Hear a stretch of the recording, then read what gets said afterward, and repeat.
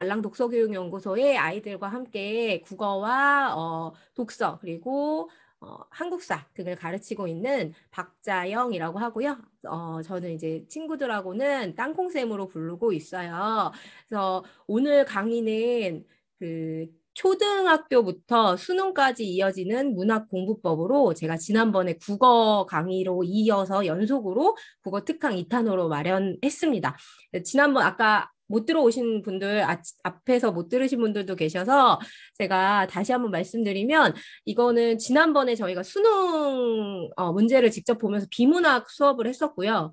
이거는 이제 그 수능, 물론 수능도 있지만 그 수능 문제도 오늘 보시기는 할 거예요. 그래서 연계해가지고 문학은 그럼 어떻게 대비해야 될지 그 부분에 대해서 좀 말씀드리려고 해요. 예. 자, 그래서 오늘 강의는 이렇게 세 단계로 제가 구성을 좀 해봤어요. 그래서 첫 번째로 초등학교, 중학교, 고등학교의 문학 작품들은 어떤 것들이 있고, 근데 이제 제가 비중을 초등은 사실은 이렇게 많이 설명은 안 드릴 거고, 중학교, 고등학교의 문학 작품이 어떻게 지금 구성이 되어 있는지, 비중은 어느 정도 차지하는지, 그리고 그 문학 영역의 갈래들은 어떻게 이제 구성이 되어 있는지, 특징이 뭔지, 요거를 처음 설명을 드릴 거고요. 두 번째로는 문학 작품이 사실은 이제 공부라고 생각하고 저희가 이제 중고등학교 때 한번 떠올려 보시면 좋을 것 같아요. 어떻게 공부를 했었고 시험은 어떻게 대비를 했었는지 아마 떠올려 보시면 지금 아이들이 어떻게 공부하고 있고 이게 어떤 부분에서 수능이 어려워할지 이런 공부를 하면 수능에 갔을 때 어떤 어려움이 닥칠지 그 부분에 대해서 좀 말씀을 드릴 거예요. 그래서 내신형 공부 준비하는 방법과 수능을 대비하는 공부, 이 문학 공부의 두 가지 방법에 대해서 좀 차이점이 있거든요. 그래서 그거에 대해서 말씀을 드리고 마지막으로 세 번째로 그러면 영역별로 공부하는 방법들이 좀 달라서 그 공부하는 방법들을 오늘 뭐 완전히 자세하게 다 알려드릴 수는 없지만 간략하게나마 제가 시나 소설 그리고 고전은 어떻게 대비해야 될지 이렇게 나눠서 준비를 해봤습니다. 그래서 이렇게 강의를 시작하도록 하겠습니다. 자, 첫 번째로 그 문학이라고 하면 저희가 이제 문학 하면 대표적으로 알고 있는 것들이 요 네 개로 크게 분류를 할 수가 있어요. 그래서 크게 보면 시, 그다음에 소설, 그다음에 수필, 그리고 그 예전에는 저희가 극을 많이 안 봤는데 2015년 개정 교육과정에 와서 그 극을 좀 중요시하게 다루기로 해서 교과서마다 극을 많이 집어넣었거든요. 그래서 예전에는 뭐 연극 대본이나 이런 것들이 주를 이뤘는데 아이들 중학교 교과서나 이렇게 보시면 중학교 교과서 같은데 그 시나리오나 극이 저희가 알고 있는 뭐 영화 이런 것들에서도 많이 이제 교과서에 실리고 있어요. 예, 그래서 그런 것들이 다양하게 이제 좀 접할 수 있게 되어 있어요. 근데 이 부분은 사실 공부를 막 엄청 해야 되거나 그런 건 아니고 보통 국어 선생님들이 이제 아이들 대본 외우게 해서 연극을 시킨다든지 뭐 그런 것들이 이제 주를 이루고 있거든요. 그래서 그 부분들은 이제 대비를 하실 때 크게 어렵거나 뭐 이렇게까지 생각 안 하셔도 될 것 같습니다. 네, 여기 주석 달아주신 분이 계셔가지고 제가 주석은 다 삭제를 하도록 하겠습니다. 네. 자, 그래서 여기 지금 제가 그림을 놔뒀잖아요. 이게 모들리아니의 그림인데 한쪽에는 그냥 초상화 하나를 놔뒀고 요 옆에 있는 거는 사실 영화의 스틸컷을 제가 넣어놓은 거예요. 이게 시와 소설의 가장 큰 차이점인데요. 제가 그거는 조금 이따가 그 시와 소설을 조금 더 깊이 있게 설명을 드린 다음에 말씀을 드리도록 할게요. 그래서 요 부분들이 사실 국어 과목에서도 배우고 수능에서도 이렇게 출제가 돼요. 그래서 현대시, 고전시가 고전 소설, 현대 소설. 그다음에 수필도 고전 수필이 있고 현대 수필이 있고 그다음에 극은 시나리오와 극 중에 하나. 이렇게 해서 섞어서 출제를 하거든요. 그래서 여기 보시면 일단 이것들이 어떻게 이제 교과서 내에 녹여져 있는지 그거를 처음에 보도록 할게요. 여기 보시는 지금 교과서들은 중학교 교과서예요. 근데 예전에 그 저희 세대에는 국어 과목이 국정 교과서였어요. 그래서 뭐 이제 지금 초등학교 아이들 배우듯이 초등학교 친구들이 배우듯이 국정 교과서를 하나만 배웠거든요. 나라에서 만드는 교과서로. 그래서 이 국어라는 거를 그냥 모든 학교가 다 똑같이 배웠어요. 현재 초등학교 친구들은 다 똑같이 배우고 있어요. 예. 그래서 작품도 모두 똑같고 그 안에 실려 있는 내용도 다 똑같은 걸 배워요. 근데 중학교부터는 달라져요. 중학교부터는 학교마다 이 교과서가 선생님, 국어 선생님이 이렇게 한번 다 보시고 마음에 드시는 교과서를 골라가지고 결정을 하시거든요. 예, 그게 이제 2015년 개정교육과정으로 하면서 바뀐 건데 이게 총 몇 가지 종류가 있냐면 출판사마다 9가지 종류가 있어요. 그래서 어머님들 나중에 초등학교에서 중학교 올라갈 때 어떻게 이제 준비를 하셔야 되냐면 여기 보시면 저자가 있죠. 저자가 있고 출판사가 있어요.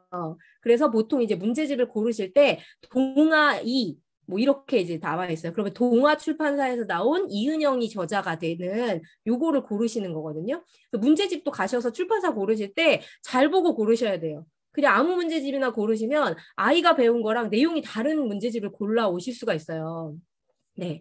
그래서 여기 보시면 뭐 금성의 유수열 그러면 금성유 뭐 이렇게 돼 있고요. 그래서 제가 앞에 여기 보여드린 요게 9가지 교과서예요. 중학교는 그래서 9종이 있습니다.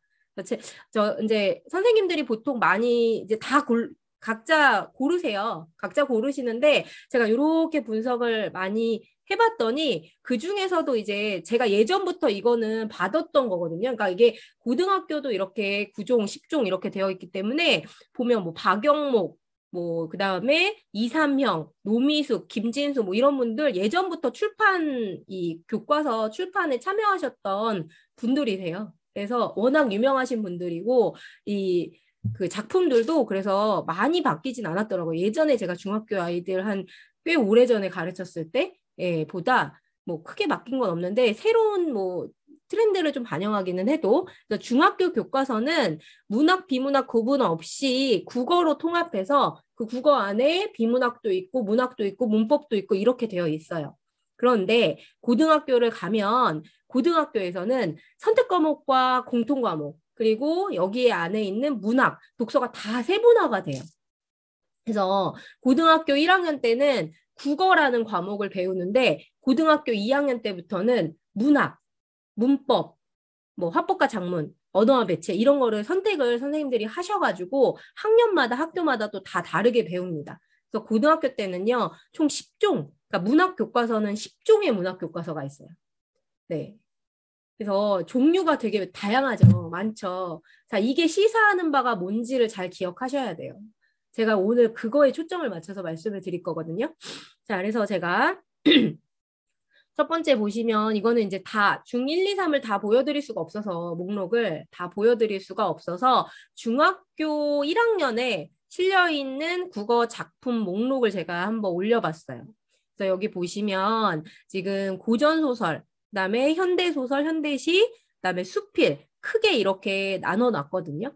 그래서 보시면 지금 비중을 딱 보이실 거예요. 겹치는 작품들이 꽤 있고 그다음에 여기에 같은 내용으로 나와 있는 거 있고 어느 게 많이 들어있고 어느 게 조금 들어있구나. 요게 보이실 텐데 지금 보시면 현대소설, 현대시 요게 지금 문학 작품이 가장 많이 들어가 있어요.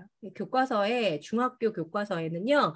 현대소설, 현대시 요게 가장 많이 되어 있는데 지금 겹쳐진 거를 제가 일부러 요거를 따로 빼지는 않았지만 요런 작품들은요. 대부분의 문학 작품들에 많이 들어가 있는 작품들이 됩니다. 윤동주는 지금 여기 많이 있죠. 안도현 시인이라든지 뭐 이런 것들.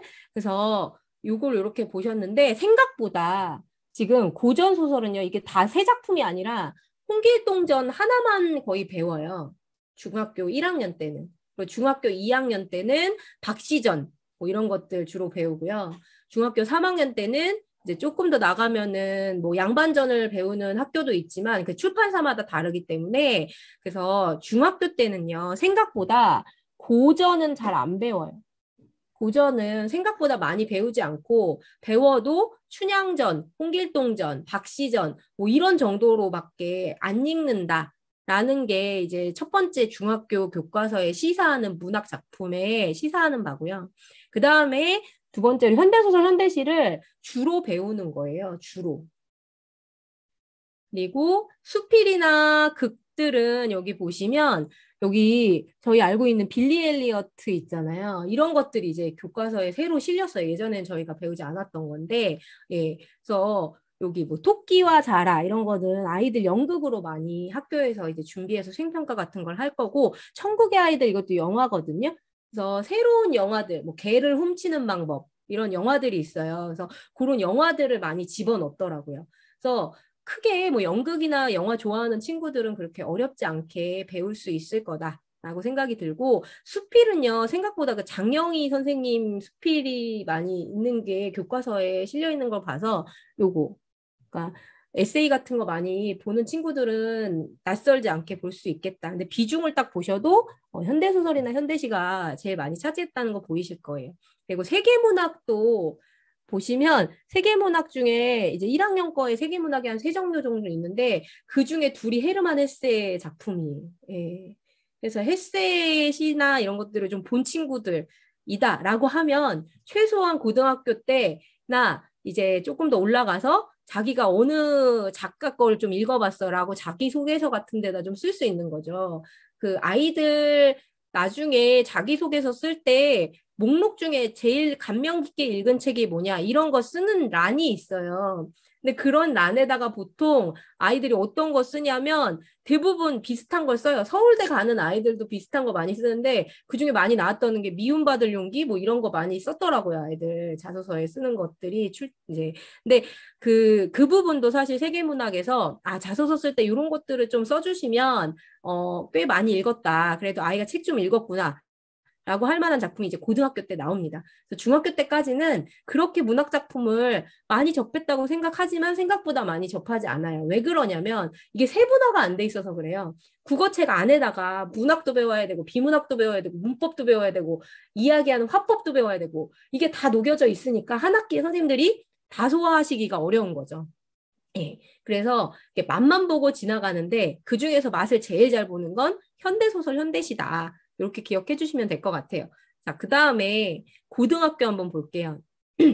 자, 이거는 제가 문학작품 목록을 다 실을 수가 없어서 고등학교 문학 그 교과서를 그 편집을 해놓은 천재에서 나오는 문학 그 자서 같이 되어 있는 게 있어요. 10종 문학 교과서를 다 분석을 한 건데 거기에 있는 것들 작품을 쭉 제가 세봤거든요. 그래서 고전 시가가 중학교 때 안 배우는 고전 시가가 갑자기 200편 이상 나오고요. 그 다음에 고전 산문이라고 해서 많이들 알고 계시는 그 고전 그 소설들 있죠. 뭐 춘향전, 그 다음에 뭐 토끼전 이런 것들. 그런 것들 이외에 많은 것들이 있는데 그것도 120편이나 실려 있습니다. 네, 고등학교 때.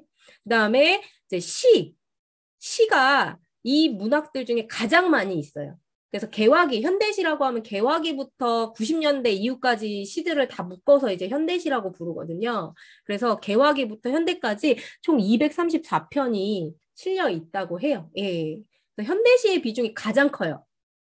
그리고 현대 소설은 130편 정도가 실려 있어요. 이것도 마찬가지로 똑같이 개화기부터 현대까지 이렇게 되어 있어요. 그 다음에 수필이랑 극문학도 예상외로 많아요. 그래서 수필은 81편, 그리고 한국 희곡은 29편, 30편, 그다음에 시나리오라고 해서 영화 대본들이나 이런 것들이 한 18편 정도 실려 있어서 이게 138편이 실려 있거든요. 예, 그래서 지금 보시면 그리고 이제 세계문학 여기는 따로 뺐는데 세계문학에서 이제 고전, 그다음에 고전시, 현대시, 현대극, 외국 수필 요거 다 합치면 50편 정도 실려 있어요. 예. 근데 수능에서는요. 세계문학 출제 안 해요. 예, 수능에서는 세계문학은 안 들어갑니다. 예전에 94년도에 처음 수능 나왔을 때는 한두 번 내기는 했는데 그 이후부터는 안 내요. 예. 그래서 요 세계문학 공부 안 해도 되겠네? 이렇게 생각하실 게 아니라 요 부분이 이제 뭐가 되냐면 나중에 고등학교 때 바라보셔서 뭐를 하실 수 있냐면 너희들이 학교에서나 수능에서 잘 안 배운다고 안 읽었는데 이 친구는 이거를 읽었네 해서 서울대 가면 이제 세 편 쓰라고 되어 있거든요, 자소서에. 그럴 때 이제 내가 이 책을 읽고 어떤 점을 알게 됐고 무엇을 도움을 받았고 어떤 점이 감명 깊었고 이런 데다 자기소개서에 쓸 수 있는 부분들이 있죠. 그래서 이거는 사실은 상식, 그 교양을 쌓기 위한 부분이라고 생각하시면 될 것 같아요, 세계문학은. 자, 그래서 고등학교 작품이 이렇게 있는데 이걸 표로 이렇게 나눴어요. 사실 초등학교에 나오는 시나 소설은요. 초등학교 동시 나오잖아요. 동시 많이 나오고 그다음에 소설 같은 경우도 아이들 이제 아동 문학이 주를 이루기 때문에 이 부분은 제가 뺐어요. 크게 그렇게 이제 소설이라고 바라보기에는 조금 재미있게 읽고 감상할 수 있는 정도라서 요거를 중고등으로 빼보면 현대시하고 현대소설 비중이 고등학교 때 급격히 늘어나는 거 보이실 거예요. 그리고 예상치 못했던 게 뭐냐? 고전 소설, 고전 시가 요거거든요. 그래서 중학교 때까지 굉장히 제가 예전에 많이 들었던 얘기가 뭐냐면 중학교 때까지 공부 되게 잘했거든요. 국어 공부 안 해도 항상 90점 이상 나오고 했어요. 근데 고등학교 1학년 딱 들어갔더니 애가 갑자기 국어 시험이 너무 안 나오는 거예요. 성적이 너무 안 나요. 이 소리 진짜 많이 들었어요. 그리고 고등학교 1학년 딱 들어가면 뭘 보냐면 3월 달에 모의고사를 봐요. 교육청에서 만든 모의고사를 딱 보는데 그 모의고사에 배우지도 않았던 이런 게 출제를 하는 거예요. 고전 소설이 탁 나온다든지 뭐 이거 외계어로 쓴 거야 뭐야 이러면서 고전 시가가 나온다든지 이러니까 애가 못 읽는 거죠. 그럼 모의고사 성적도 뚝 떨어지는 거예요. 그래서 난 지금까지 중학교 때까지 이거 나중에 어머님들 꼭 기억하셨다가 예, 기억하시고 한 번쯤은 하실 수도 있는 얘기인데 정말 이 국어 공부 안 해도 됐었거든요. 그렇게 문법은 좀 어려우니까 문법 같은 거는 좀 들었고요. 학원도 안 다녔는데도 성적 잘 나왔어요. 이 얘기 진짜 많이 하세요. 근데 고등학교 1학년 때 딱 들어가면 국어가 요동을 칩니다. 네. 뭐 생전 보지도 못했던 국어 점수에서 70점 뭐 이렇게 받았다. 이런 친구들도 많았고요. 학교 선생님 중에 어떤 분들은 고등학교 1학년 때 이제 막 어려운 거 출제를 하신 분들 많아요. 그래가지고 예전에 저희 1학년 때 관동별곡 배웠던 것 같은데 이 관동별곡 파트가 아시죠? 관동별곡이 가사문학으로 해가지고 되게 길어가지고 강원도 여행 다니는 걸 막 쓴 건데 그거 아이들 안 공부해가지고 내신 때 선생님 설명 잘 안 듣고 어려우니까 안 듣고 뭐 이러다가 이제 시험 보면 다 망치고 이런 경험들 굉장히 많아요. 그래서 사실은 고전 소설, 고전 시가 요 부분이 수능 모의고사 이런 거에도 영향을 끼치지만 내신 대비에도 굉장히 영향을 많이 끼치는 거가 됩니다. 예, 생전 보지도 못했던 낯선 것들이 나와가지고 옛날 막 중세국어로 써져 있는 단어들 이런 게 해석이 안 돼서 아이들이 많이 어려워해요. 그럼 이거 어떻게 대비해야 될까? 그리고 여기 보시면 수필의 비중도 생각보다 높아져요. 예. 그러니까 전체적으로 다 높아지는데 그 중에서 눈여겨 보셔야 될 부분들이 이런 고전 시각, 고전 소설, 수필이다. 그럼 요거를 대비를 하면 되겠죠. 네, 요걸 대비를 하면 되는 거예요. 그래서 어떻게 대비해야 될지 그걸 말씀을 드릴 거예요. 그래서 아까도 말씀드렸지만 초등 수준의 문학은 동시나 가벼운 이런 소설들이 주를 이루는데 그때까지는 뭐 크게 이렇게 어려움 없이 아이들 많이 읽어왔고 교과서에 있는 것도 그렇게 어렵지 않았을 거예요. 그런데 중학교 때도 그렇지만 고전 소설이나 고전 시가를 거의 접해보지 못한 친구들이고 이 고전 소설의 대부분이 그런데 걱정하지 않으셔도 되는 게 이따가 말씀드리겠지만 대부분 한글 소설이거든요. 한글 소설이 언제부터 나온 거냐면 조선 후기부터 나온 거예요. 유행이 돼서 저희가 알고 있는 홍길동전부터 시작해서 이게 다 조선 후기부터 나오는데 이게 다 그때 당시에 그때 그 평민들 농사짓던 사람들도 다 듣고 즐거워하고 재밌어 했던 작품들인 거예요. 그래서 초등학교 친구들도 충분히 읽을 수 있다. 오늘 제가 이 말씀 드릴 거예요. 네. 그래서 아이들 공부할 때 어떻게 어느 순서로 어느 책을 읽어야 될지 요거를 제가 문학으로 말씀을 드리려고 합니다. 자, 그래서 보시면 문학 작품은 공부가 아니라 사실은 감상의 측면으로 접근을 하셔야 되는데 비문학 같은 경우는 제가 말씀드렸잖아요. 어휘력을 다져야 돼서 아이들 문제집 풀 때 사실 이렇게 딱 체계화되어 있는 어떤 책들이나 이런 것들이 문제집이 제일 이제 베스트라고 생각을 하시니까 문제집을 보고 거기 있는 어휘들 중에 모르는 단어들을 찾아서 정리를 하고 구조화시켜서 글의 구조랑 요약 정리를 철저하게 시키시고 그 다음에 거기에 관련된 책을 읽으면 상식도 쌓고 어휘력도 쌓고 구조까지 되는 이런 과정으로 비문학을 준비하실 수 있다라고 했는데 문학은 사실은 그렇게 공부하는 건 아니라고 생각을 해요. 제가 볼 때는. 그래서 보시면 제가 여기 홍은이 간장게장이라고 되어 있는데요. 이게 뭐냐면 나중에 한번 네이버에 오늘 보시겠지만 나중에 한번 쳐보세요. 네이버에 쳐보시면 그 옛날에 학교 다녀오겠습니다인가? JTBC에서 연예인들이 중학교, 고등학교 학교에 가서 수업 듣는 그런 프로그램이 있었어요. 근데 홍은희 씨가 거길 가서 국어 수업을 들었는데 그 국어 수업에서 시가 하나 나와요. 근데 이제 중학교 옆에 남녀공학 중학교에 가서 시를 듣는데 아이들하고 이 홍은희 씨의 반응 차이를 한번 보시라고 제가 여기 수업을 준비를 해놨습니다. 그래서 이따 보여드릴게요. 자, 요거부터 먼저 보시고 그 다음에 말씀을 드리도록 할게요.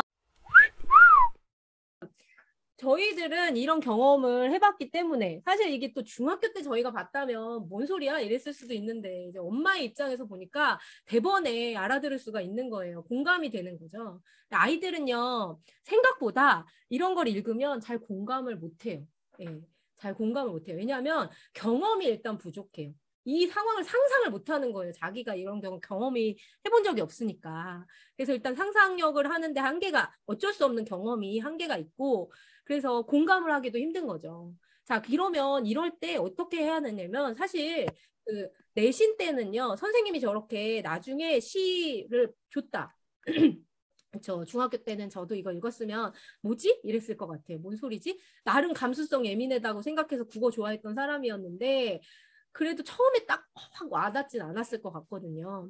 근데 선생님이 이제 그래서 보통 내신 수업을 어떻게 하시냐면 이렇게 하세요. 시 주시고 시를 이제 써놓고 예전에 우리 피치판에다 많이 했었죠. 시 밑줄 하나씩 단어 써가면서 거기다가 뜻 써주고 이런 거 많이 보셨을 거예요. 근데 그렇게 해가지고 이제 내신에서 나오는 시들은 어느 정도 자습 써보고 공부하고 이러면서 저희가 접해보고 해석을 하는데 문제는 뭐냐면 안 봐본 시들 만약에 오늘 같은 시가 수능에 나왔다. 그러면 이 아이 어떻게 풀겠어요? 아까 테이프 뜯어내?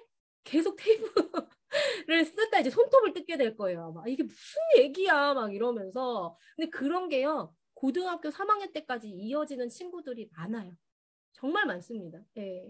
그게 그래서 이 내 영역, 문학의 내 영역 중에 가장 해석하기 어려운 게 사실은 어디냐면 시예요, 시. 시가 너무 압축적이고 함축적인 내용을 담고 있기 때문에 그 상황을 파악하고 그 화자가 뭘 하고 있고 그리고 그래서 내가 이 사람이 어떤 마음이 들고 이거 공감을 굉장히 깊이 있게 해야 되는데 너무 함축적으로 되어 있는 걸 해석하는 능력이 떨어지거나 없으면 이거를 해석하는 데까지 걸리는 시간이 굉장히 오래 걸려요. 그래서 저희 드라마는 16부작이어도 중간에 보면 내용 다 알잖아요. 근데 시는 그렇게 볼 수가 없는 거예요. 그래서 제가 예전에 문학 공부, 내신 공부 이렇게 되어 있었어요. 엄마 걱정이라는 시가 있다라고 하면 엄마 걱정이라는 시를 자습서에서 막 찾아보죠. 그럼 그 자습서에 여기 안 오신 애는 무슨 뜻이야? 자, 거기에 천천히 숙제를 한다는 거 다 밑줄 쳐서 친절하게 이렇게 써져 있죠.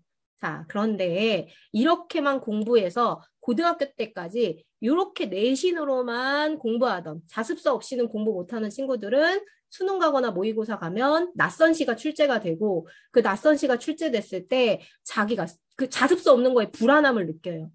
자습서에 없는 거에 불안함을 느껴서 혼자 해석을 못해요.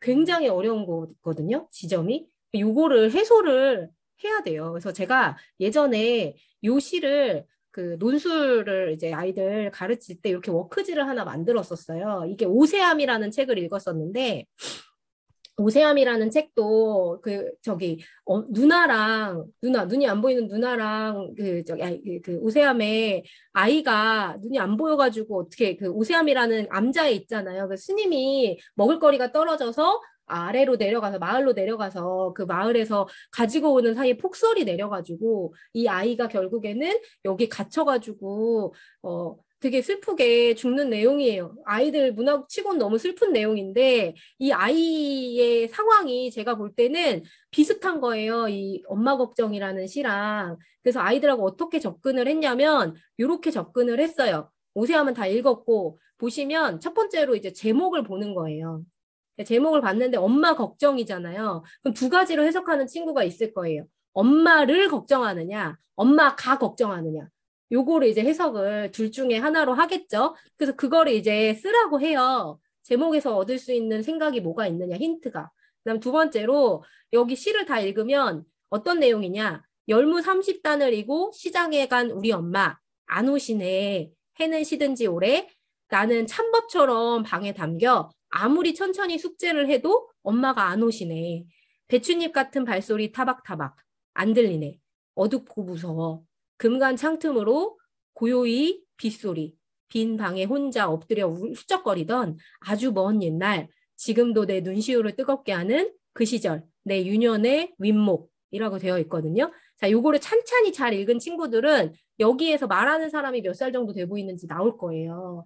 자, 말하는 사람 몇 살 정도 돼 보이냐면 설렁설렁 읽은 애는 어린이요 이러고 거예요. 어린이요 그러는데 사실은 이거 다 큰 성인이 어렸을 때 유년의 윗목이라고 했잖아요. 그래서 어렸을 때를 떠올리면서 예, 이야기를 하는 거거든요. 그래서 뭐 40대, 30대 뭐 이렇게 이제 얘기할 수 있을 거고 여기에 숨어있는 등장인물이 누구야? 라고 이제 물어보면 숨어있는 등장인물이 엄마가 이제 여기에 이 자리에는 안 계시잖아요. 근데 이제 어머니 얘기를 하고 있죠. 그래서 어머니를 얘기할 수 있을 거예요. 그리고 화자가 있는 곳이 어디일까? 화자는 어떤 상황일까 해서 여기 있는 화자는 지금 빈 방이 어떤 상황인지도 좀 자세하게 묘사를 하게끔 상상을 하게끔 이야기를 해보는 거예요. 그래서 아이가 방에 있는데 방이 너무 춥고 금이 갔어요. 창문에. 금이 가서 여기로 바람이 막 들어오고 그러니까 보면 윗목이라는 단어가 있는데 그 윗목이라는 단어가 굉장히 아랫목은 따뜻한데 윗목은 차갑잖아요. 근데 아이들이 이 윗목이라는 단어를 몰라요.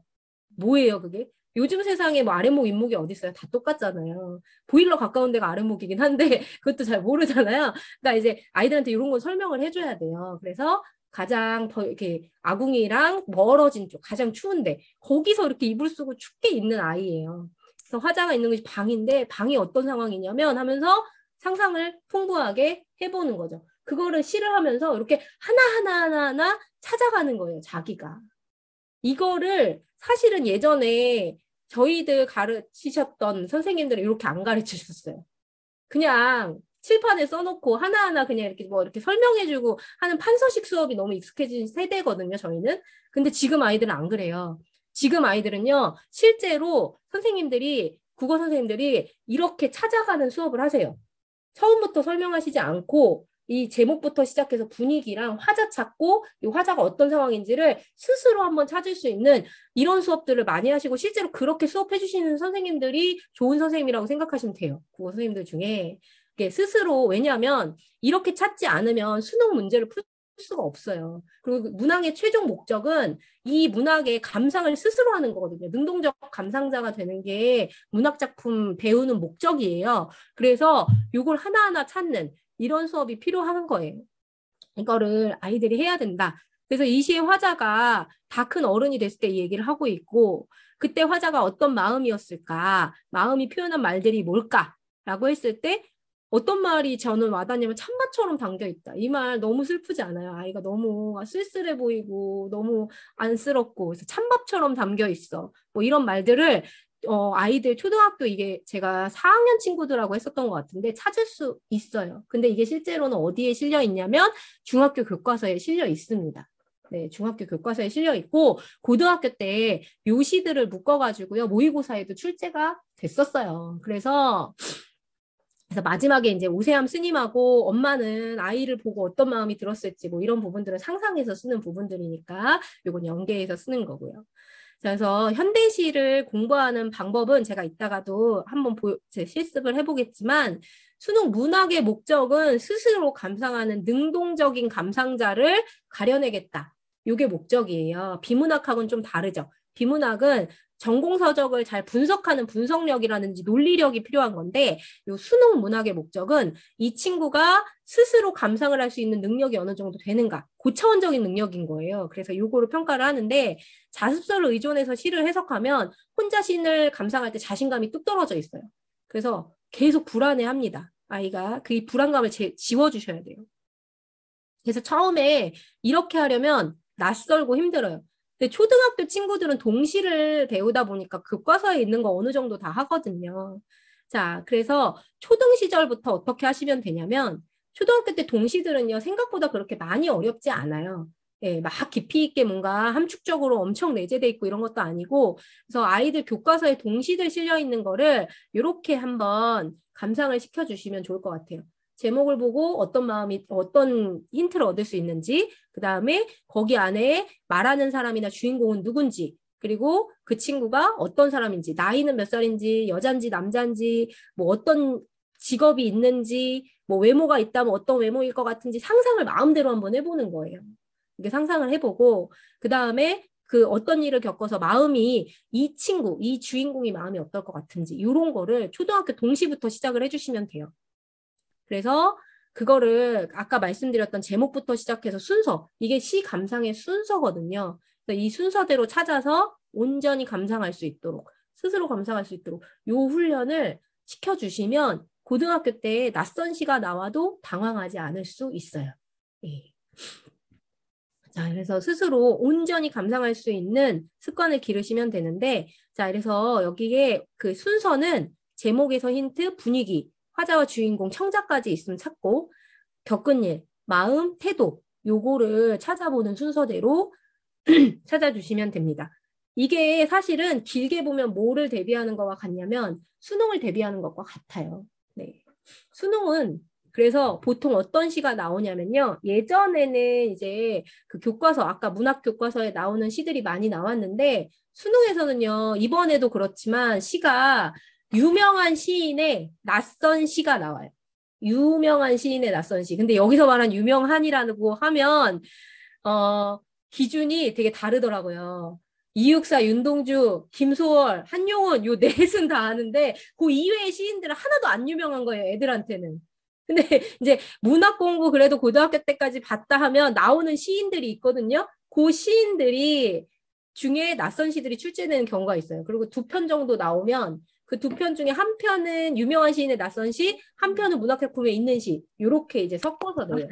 예, 실제로 제가 보여드리긴 할 건데, 예, 이따가 시 보여드릴게요. 그래서 낯선 시 나오면 혼자 해석해야 되는 자실 수 없잖아요. 옆에 설명해준 선생님도 없으니까 그때 이걸 어떻게 해석할까? 요 힘이 없으면 해석을 못한다는 겁니다. 예. 자, 그래서 제가 보여드리면 그 수능에서 문학작품에서 나오는 작품들을 제가 한번 분석을 해봤어요. 그래서 현대시와 수필이 이번에 묶여 나왔고 그 다음에 현대소설에서는 윤흥길이라는 분도 되게 유명한 소설가인데 요 분이 중학교 때 이제 많이 배워요. 네, 그래서 요 분이 매우 잘생긴 우산하라는 소설을 쓰셨는데 이것도 문학 교과서에 연계가 안 됐어요. 그리고 고전 소설도 박태부전이라는 게 있는데 문학 교과서에는 지금 안 나와 있는 작품이고요. 고전 시간은 탕군가라고 해서 이제 탄식하는 내용이에요. 궁이 이제 사라졌다 이런 거. 이것도 문학 작품이 연계가 안 돼 있고 농가라는 건 연계가 되어 있습니다. 여기에 있는 시들 이렇게 연계가 반은 되고 반은 안 돼 있는 그런 상황인 거예요. 자, 그래서 요거 한번 문제집을 좀 보시면 제가 요거 연계를 어떤 거가 되어 있는지 실제로 문제랑 이제 한번 비교해서 보실게요. 문제가 이렇게 되어 있어요. 아이들 수능 이번에 본 거예요. 비문학 문제집도 보셨지만 네, 문학도 한번 보시라고 여기다 이제 띄워놨는데 17번까지 16번 네 17번 17번까지가 비문학 문제집이고요. 문제고요. 시가 처음에 나왔어요. 네, 이육사는 여러분 다 아시잖아요. 아이들도 이육사는 알거든요. 배워요. 근데 요 초가라는 시는 아마 처음 보는 시일 거예요. 아이들이. 뭐지? 이랬을 수 있고. 그다음에 거산호란 시는 문학작품에 나와 있는 시인데 요 시가 문제가 뭐냐면 아까 열종이라고 그랬잖아요. 그럼 열종 중에 우연히 좋게 배운 애들은 로또죠. 잘 된 거예요. 근데 문학작품에서 안 배운 애들은 이걸 다시 또 해석을 해야 되는 거예요. 이런 문제가 있습니다. 그래서 10종이라는 게 생각보다 어느 게 걸릴지 알 수가 없어요. 아이들이 뭐가 나올지 알 수 없는 거죠. 자, 이렇게 해서 문제를 이렇게 보여. 그리고 여기에 있는 거는 담초라는 이옥의 담초는 요거는 수필이에요. 수필. 네, 수필이랑 섞어서 이렇게 낸 거예요. 문제를 보시면요. 여기 가에서 다까지라고 나와 있는데 요거는요. 지금 내용을 묻는 문제예요. 시의 내용. 시의 내용을 묻는 해석을 했는지 잘 확인하는 문제. 그다음에 요거 이육사의 초가라고 해서 이육사의 초가가 어떤 내용인지에 대해서 해석을 해놓은 이육사의 시 해석하는 내용이에요. 그러니까 이육사가 이런 일제강점기 나오죠. 일제강점기에 이런 상황을 겪어가지고 해서 시인에 대해서 이제 정보를 주는 거죠. 그럼 그걸 참고해서 시를 봐라. 라고 해요. 그래서 보통 아이들이 요거 풀 때 요거 먼저 보고 그 다음에 시를 봐요. 그러면 힌트를 얻고 보니까 좀 해석이 되는 거죠. 그래서 시인에 대해서 좀 많이 알고 있으면 시 해석이 굉장히 쉬워져요. 그래서 그 중학교의 필독 교과서에 뭐가 있냐면 필독 도서에 신경림 시인이 쓰신 시인을 찾아서라는 게 필독 도서로 있어요. 그러니까 현대 시인들을 다 이렇게 그 생가나 이런 데 찾아가서 정리를 해놓으신 게 굉장히 오래전에 나온 건데 그런 것들을 그냥 읽으면 재미가 없겠죠. 아이들이 몸 공감을 하면서 읽겠어요. 그러니까 시들을 좀 보거나 영상을 좀 보거나 해서 그런 지식들을 좀 넓힐 수 있도록 하시면 도움이 될 거예요. 자, 그래서 이런 게 있고요. 그다음에 밑에 보시면 여기 어휘, 시어의 뜻이 뭐냐. 이 시 해석이 안 되면 시어의 뜻도 모르겠죠. 당연히 이것도 어려울 수 있고요. 그다음에 여기에 화자에 대해서 묻는 문제가 있어요. 화자. 그다음에 여기는 시어. 결과적으로 아까 말씀드린 게 문제로 나오는 거예요. 시 내용이 상황이랑 이런 것들이 파악이 돼야 되고 그래서 화자가 뭐 하고 있는지가 나와야 되고 그래서 시어가 이래서 좋은 뜻인지 나쁜 뜻인지 해석이 안 되면 이 문제를 풀 수 없다. 이거예요. 이렇게 온전히 해석할 수 있는 힘이 없으면 문제를 못 푼다. 이게 이제 시에 대한 내용입니다. 그리고 여기 보시면 여기는 북창이라든지 묵화 이런 것들을 해서 이것도 시어를 비교하는 내용인 거잖아요. 그러니까 이게 시 해석이 안 되면 풀 수가 없는 거죠. 자, 이런 식으로 이제 현대시가 구성이 되어 있어요. 그래서 아까 말씀드렸던 걸 그러면 간단하게 말씀을 드렸는데 어떻게 하면 되냐면 이렇게 해주시면 됩니다. 아이들 초등학교 때부터는요. 중학교는 특히 더 보시면 요거 자, 시 감상을 저는 주로 마인드맵으로 정리를 하게 많이 해요. 실제로 아이들한테 중학교 때도 그렇고 고등학교 때는 더 그렇고 그래서 제목에서 이거를 이렇게 한 장에다 정리를 할 때 아까 말씀드린 거 그냥 마인드맵으로 정리를 한 거예요. 제목에서 힌트가 뭐가 있지? 분위기는 좋은지 나쁜지, 배경은 어떤지, 화자는 이렇게 많아요. 화자의 정보를 찾는 게 이렇게 많아요. 성별, 나이, 외모, 하는 일, 겪은 일, 마음 이런 것들을 다 찾아보게 스스로. 그러고 나서 자습서를 보게 해주세요. 그러고 나서 자습서를 보고 나면 아 내가 틀렸네 맞았네 내 해석은 뭐가 잘못됐네 이렇게 해서 틀렸구나 요거를 볼 수가 있어요. 근데 이걸 안 해본 친구들은 이제 딱 중학교 들어가자마자 선생님이 설명해 주신 걸로 가지고 수업을 시작을 하잖아요. 그러면 이제 그게 맞는 거라고 생각하고 계속 그렇게 공부를 하게 됩니다. 예, 그러면 이제 자습서 없으면 불안해지기 시작을 하는 거죠.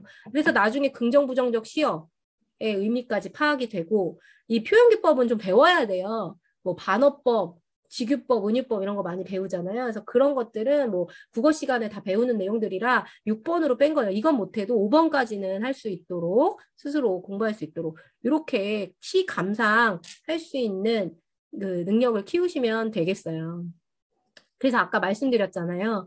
시가 왜 어렵냐? 자, 저 한 장에 작가가 뭘 얘기하고자 하는지를 저걸 하나 보고 다 찾아야 되니까 그림 보는 거 같은 거예요.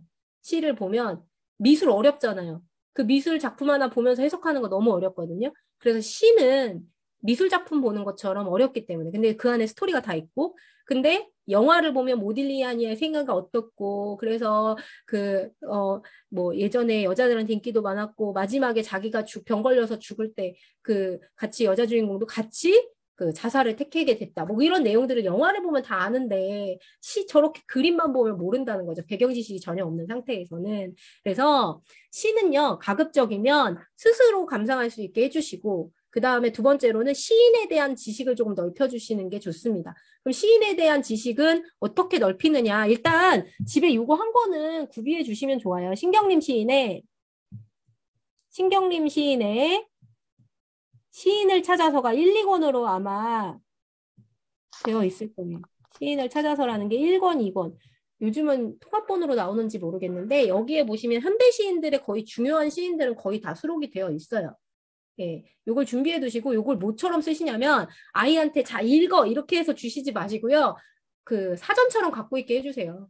사전처럼 갖고 있다가 어느 시를 봤는데 그 시인의 시가 있잖아요. 그 시인을 거기서 찾아보는 거죠, 이제. 아, 내가 만약에 뭐 이육사를 봤어. 그럼 이육사에 대해서 이렇게 읽어보게끔 하고 그럼 다른 시들도 읽어보게끔 하고 이렇게 해보시면 아이가 그러면서 이제 넓혀가는 거고요. 그래서 이육사를 한 편을 배웠으면 이육사의 다른 시들도 같이 볼 수 있도록 근데 이것도 어려우시잖아요. 그럼 어느 시를 골라줘야 되느냐? 이때 필요한 게 교과서의 목록이에요. 수록 작품 목록인데 여기 보시면 제가 나중에 이거 준비하고 있는데 사실은 제가 이거를 갈래별로 시인별로 뭐 그러니까 작가별로 해가지고 쭉 리스트업을 하고 있거든요. 중학교 고등학교 거 이미 되어 있는데 이게 사실은 지금 제가 왜 안 드리냐면 이게 2022년 교육과정이 또 바뀌어요. 사실은 아이들이 이제 고등학교 갈 때쯤 되면 교육과정이 바뀐 교육과정으로 또 배울 거예요. 이게 공시가 아마 10월에 날 거거든요. 2022년 10월로 지금 예정이 되어 있어요. 10월 달에 교과서가 이제 재편이 되는 거예요. 그럼 학년별로 이제 1년에 한 번씩 바뀌어요. 그 적용하는 학년들이 제가 정확히는 지금 기억이 안 나는데 그러면 근데 제가 볼 때는 아까 말씀드렸잖아요. 교과서 만드는 사람이 그대로 또 만든다고. 예, 제가 10수년 전에 봤던 그 출판사의 교과서에 뭐 박영목 이런 사람들은 예전부터 그냥 꾸준히 있었었던 분들이에요. 그래서 크게 많이 바뀌진 않아요. 특히 고등학교 문학은요, 거의 똑같아요. 고등학교 문학 작품은 거의 변동이 많이 없어요. 그러니까 그냥 그 리스트를 가지고 계시면 돼요. 그 리스트는 그 예스24 같은 데서 천재 문학 치시면 나와요. 거기에 목록이 쫙 나와 있어요. 근데 그걸 다만 이제 편집을 어떻게 하느냐, 요 차이긴 한데. 그래서 그런 거 하나 준비하셨다가 264 하면 264 쭉 리스트 있을 거예요. 뭐 윤동주 그러면 윤동주 쭉 리스트 있을 거고 그런 거 체크해가지고 보면 되고 사실은 국어 학원에서도 이렇게 할 거예요. 아마 좀 더 이렇게 적극적으로 특강 같은 거 준비하는 학원이라고 하면 특집으로 해요. 특집으로 해서 264 특집, 뭐 윤동주 시 특강 해가지고 264를 쭉 배운다. 백석을 쭉 배운다. 이런 거 저도 예전에 많이 했었거든요. 근데 예전에 제가 그런 거 많이 했었지만 그게 이제 아이들이 배우는 시인들은 그래서 기억이 나는데 안 배운 시인들은 사실은 낯설어서 그것까지 대비하려면 스스로 감상하는 능력이 없으면 안 된다. 실제로 수능은 어떻다? 낯선 시, 유명한 시인의 낯선 시가 나온다. 요거를 꼭 기억을 해두시면 좋겠어요. 그래서 유명한 시인들은 어느 정도 상식을 좀 키워두면 아, 그 사람이 이런 생을 살았으니까 이런 시를 썼겠거니 라고 예측을 할 수 있을 정도가 된다는 거죠. 그래서 제가 예전에 그 강의 중에 EBS에 김주혁 선생님이라고 굉장히 유명하셨던 게 공교육에 계시다가 지금 이제 사교육으로 가셨는데 EBS에 김주혁 선생님이라고 계세요. 그래서 시인 100선 해가지고 시인을 100명을 다 강의를 찍으신 게 있었어요. 그 굉장히 이것도 한 10몇 년 전 건데 지금 아마 EBS에 업로드가 안 돼 있을 텐데 그분이 아마 학원에서 요거 지금 업데이트 하실 거예요. 아마 검색해 보세요. 김주혁, 국어 김주혁 치면 나올 거예요. 이분 굉장히 유명하신 분이거든요. 이분이 시인들만 이렇게 쭉 시인의 생애도 설명해주고 그 관련 시들도 설명해주고 이런 강의가 너무 주옥 같은 강의가 있습니다. 그래서 이런 강의 나중에 어디에서 한번 보실 수 있으시면 아이들 나중에 고등학교쯤 되면 이런 강의 들어두면 너무 도움돼요. 네, 진짜 추천하는 강의예요. 이런 걸로 접해 주셔도 좋죠. 그래서 초등학교 지금 저학년이고 고학년이면 아이들 고학년 6학년 정도면 이제 중학교 거 좀 접해보게 해주시고요. 저학년 같은 경우는 그 안에 있는 동시들 있잖아요. 그거 엄마랑 그냥 이렇게 얘기를 해보게 해주세요. 이 시에서는 제목은 뭔 것 같냐? 누가 말하는 것 같냐? 뭐 이런 식으로 충분히 어머님들도 다 소화하실 수 있는 내용들이니까 그렇게 접근하시면 되겠습니다. 시는 스스로 감상할 수 있어야 한다. 이게 가장 핵심이고요. 화자 찾고 정서 찾고 태도 찾고 요거를 스스로 하도록 지도해 주시면 될 것 같아요. 자, 그래서 요걸 제가 해보려고 했는데 아까 엄마 걱정이라는 걸 했기 때문에 요거는 패스를 하도록 하겠습니다. 요거를 제가 맨 처음에 시 수업할 때 아이들한테 보여주고 감상을 해보게 해요. 잘 찾는 친구들은 어느 정도 시 감상 잘하는 거고 여기서 이제 못 찾는 친구들은 시에 감상하는 게 이제 조금 힘든 거죠. 사실은 저는 요 교재를 따로 만들어서 했었어요. 그 시를 어떻게 감상하는지 그 과목 그것만 이제 특강으로 해서 여러 개의 시들을 두고 혼자 스스로 해석하는 그거를 교재로 만들어서 주로 1학년, 2학년 친구들한테는 수업을 했었거든요. 고1, 고2 친구들한테는. 근데 요즘은 애들이 워낙 빨라가지고 한 중학생 정도만 돼도 이런 수업하면 어느 정도 따라올 수 있을 것 같긴 하더라고요. 근데 제가 요즘은 이 수업을 안 해서 예, 이렇게 된다라고 생각하시면 될 것 같고요. 그다음에 소설은요. 자, 소설은요. 마찬가지로 소설은 감상하는 방법이 조금 조금 달라요. 그래서 소설은 아까 비슷하게 찾는데 소설은 좀 더 쉽다고 말씀드렸어요. 그래서 소설은 저희가 많이 알고 있는 인물, 사건, 배경 있죠? 요거 중심으로 찾아주시면 돼요. 제목에서도 물론 힌트가 있고 인물은 어떤 인물이 있는지 주인공, 반동인물, 주변인물 그다음에 배경 찾는 게 되게 중요하거든요. 소설은 이 시대적 배경이 언젠지 얘가 어느 시간에 있고 어느 공간에 있는지 요거 찾는 거 그다음에 사건이나 갈등이 어떤 게 있었는지 그리고 중요한 단어하고 주제는 뭔지 이런 걸 찾는데요. 요건 그럼 리스트를 어떻게 잡아야 될까라고 생각하실 수 있어요. 예, 절판이에요. 그거 굉장히 오래된 거거든요. 예. 그게 절판이 이미 그거는 이제 EBS 특강이어서 절판이고요. 그 영상은 EBS에서 공개를 안 하는 것 같아요. 네, 책은 없고요. 근데 김주혁 선생님이 그 지금 학원, 압구정인가 어디서 학원을 하시는 걸로 알고 있는데 블로그가 있어요. 블로그. 그 블로그를 한번 가보시면 될 것 같아요. 예, 그 김주혁 선생님. 자, 그래서 제가 이 소설 같은 경우는 시도 그렇고 제가 추천해드리고자 하는 책이 있어요. 중학교 이제 데뷔하는 책. 한 5, 6학년 정도 되면 이 정도 읽을 수 있겠다 하는 책. 뭐냐면 요거예요. 국어 교과서 작품 읽기. 지금 2015 개정 교육과정에 나와 있는 건데 요 작품인데 요게 중학교 1학년, 2학년, 3학년 요렇게 되어 있고요. 그다음에 이제 소설을 중1소설, 중2소설, 중3소설. 그다음에 시도 중1시, 중2시, 중3시. 그다음에 수필도 중1, 중2, 중3 해가지고 소설, 시, 수필 세 가지를 세트로 묶어가지고 이렇게 제 출판을 한 책이 있어요. 근데 요게 보시면 여기에 지금 그 교육과정에 있는 그러니까 아까 9종이라고 그랬잖아요. 중학교 9종에 있는 교과서에 있는 수록된 것들을 이렇게 다 실어놨어요. 출판사에 있는 소설들. 예.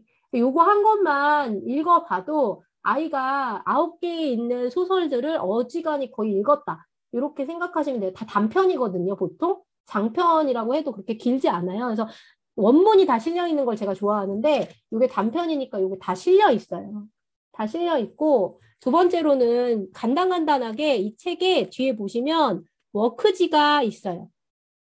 그래서 요거에 이렇게 워크지가 있어서 워크지로 제가 이거 지금 이렇게 해놨는데 이걸로 보여드릴게요. 네. 워크지가 있어서 여기 나미가 옥색 고무신에 얽힌 이야기를 정리한 것이다. 뭐 결말 부분이다 해서 자기가 쓸 수 있는 이런 워크지들도 마련이 되어 있어요.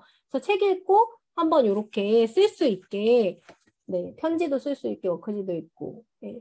요거 한번 읽고 수업 들어가면 아이가 그래도 소설 한번 읽고 들어가니까 자신감도 붙을 거고 또 안 봤던 내용들도 볼 수 있으니까 도움도 될 거고 그래서 6학년 정도 되면 이거 많이 사세요. 6학년 친구들이 이거 사서 중학교 1학년 거부터. 근데 중학교 1학년 거 보면 중학교 2학년 것도 봐도 되죠. 중학교 2학년 거 봐도 되고 그 다음 거 중학교 3학년 거 봐도 되고 이렇게 해가지고 소설 한번 쭉 읽어두면 굉장히 도움이 많이 됩니다. 예, 요거 보게 해주시고 그리고 이제 고등학교 가면 고등학교 현대문학은 사실은 다 아시잖아요. 아이들 이제 어떤 책을 읽어야 되는지 전집류 쭉 있잖아요. 네. 그래서 뭐 광장 이런 거라든지 뭐 관촌수필 뭐 이런 거 이제 바이블처럼 있는 거 있죠. 네. 그래서 그런 것들이 있어요. 근데 정말요, 제가 지금까지 수업을 이제 고등학교, 중학교, 초등학교도 예전에 처음에 이제 학원 강사 처음 시작할 땐 초등학교 애들도 했었는데 진짜 신기한 게 고등학교 3학년 때도요 다 읽을 것 같죠? 안 읽어요. 안 읽어요, 애들. 안 읽어요. 그래서 심지어는 그 어디더라? 그 무슨 책이더라? 사평역에서라는 책 있잖아요. 사평역에서라는 책에 나오면 아이들이 기차역에 저희는 이제 대합실이 뭔지 알잖아요. 대합실. 근데 이 대합실을요 죄수생이었는데 제가 수업하는데 대합실에서 난로에다가 톱밥을 던진다 뭐 이런 내용이 있어요. 시도 있는데. 근데 애가 이거를 보더니 선생님 기차 안에 난로가 왜 있어요? 이러는 거예요. 무슨 소리야? 이랬어요. 그랬더니 이 대합실이라는 게 기차 안에 있는 줄 안 거예요.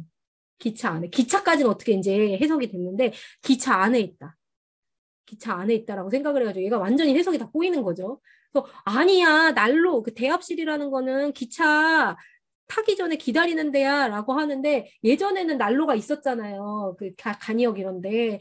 요즘 애들 그런 거 있나요? 다 서울역 가면은 테레비 있고 에어컨 나오고 히터 나오고 뭐 이러는 데 살고 있으니 이런 게 이제 공감이 안 되는 거죠. 뭐 얌전한 고양이 부뚜막에 먼저 올라간다 이런 얘기하면 애들이 부뚜막이 뭔지 모르잖아요. 예, 부뚜막이 뭔지 몰라가지고 시도 바꿔서 내더라고요. 예, 그 용어들을 그래서 이게 왜 읽으라고 말씀을 드리냐면 이 안에 용어들이요 생각보다 쉽진 않아요. 예전에 쓴 그 소설들도 있었기 때문에 아이들이 일단 질문을 굉장히 많이 해요. 이게 무슨 소리예요? 무슨 뜻이에요? 이게 지금 쓰지 않는 단어들이 있으니까. 근데 이걸 안 읽어보고서는 그거를 수업 받는 아이랑 시험 보는 아이랑 한 번이라도 읽고 그 뜻이 뭔지를 알고 있는 아이랑은 차이가 굉장히 크겠죠. 감상의 폭의 차이가. 그래서 읽게 해주세요. 그래서 저는요, 뭐 여러 가지 진짜 그러니까 꼭 읽어야 되는 추천 도서 너무 많잖아요. 저 홍수 속에 살고 있다고 생각을 해요. 초등학교 아이들도 그렇고, 근데 저도 저희 아이 5학년인데, 야, 5학년인데 저는요, 애 시간 없는데 사실은 많이 읽으면 좋겠지만 자기가 이제 도서관에서 골라오는 책들은 골라오게 하는데 가급적이면은 이런 책들을 이렇게 읽는 거를 제가 시간을 내서 만약에 해야 된다면 저는 그냥 이거 읽게 하려고요. 이렇게 하고 있어요, 실제로. 네. 그래서 그 국어에서 필요한 그래도 이거는 읽고 가야 네가 나중에 고등학교 가서 또 공부하지 않고 가급적이면 빨리 공부할 수 있게 시간을 좀 줄여주는 거예요. 그래서 중학교 때 이런 책들 가급적이면 그냥 읽을 수 있도록 해주시는 게 필독 도서 여러 개 있고 뭐 하지만 그거라고 생각하지는 않아요. 저는 그냥 개인적으로 아는 것들이 있다면 여러 개가 있다면 뭘 해야 될까? 비문학도 비문학에서 필요한 것들 위주로 읽어야 된다고 말씀드렸잖아요. 그러니까 지문 연계해가지고 뭐 예를 들면 인문 뭐 철학 이런 것들 그 다음에 뭐 과학이라든지 이런 거 이렇게 접할 수 있는데 나중에 되면 결과적으로 다 똑같아져요. 네.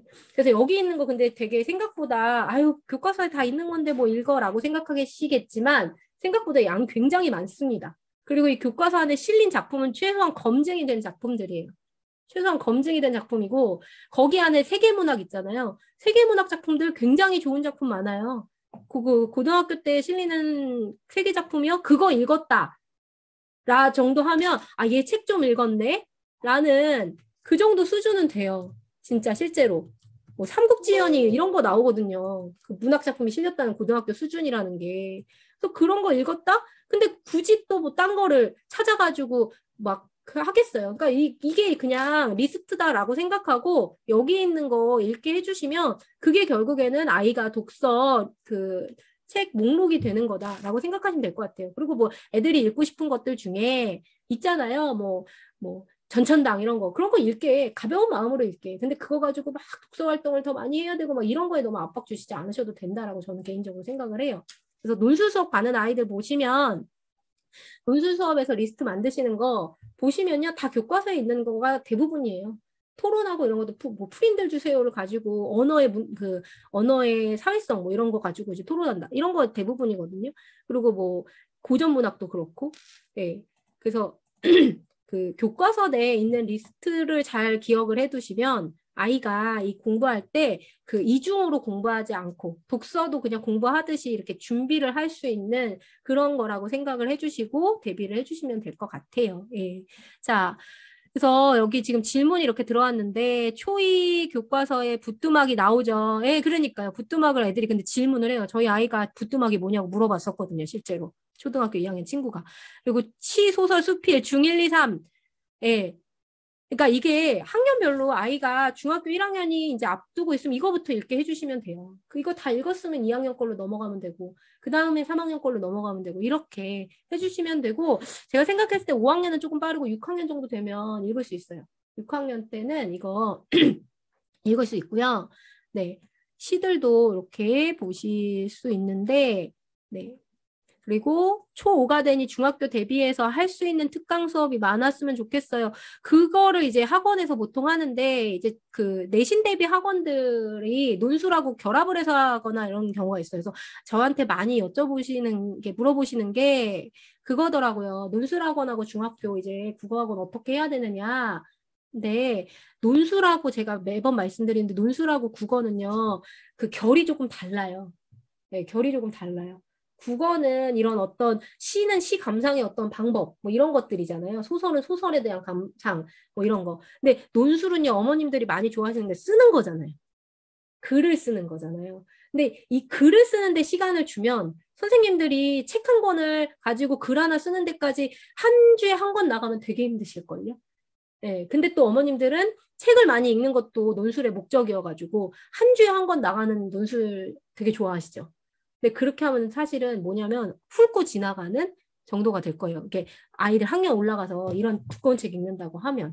네. 그래서 근데 제가 개인적으로 생각했을 때 지난번에 비문학 강의에서도 말씀드렸지만 아이들이 대학 갈 때 더 이제 필요한 글쓰기는요.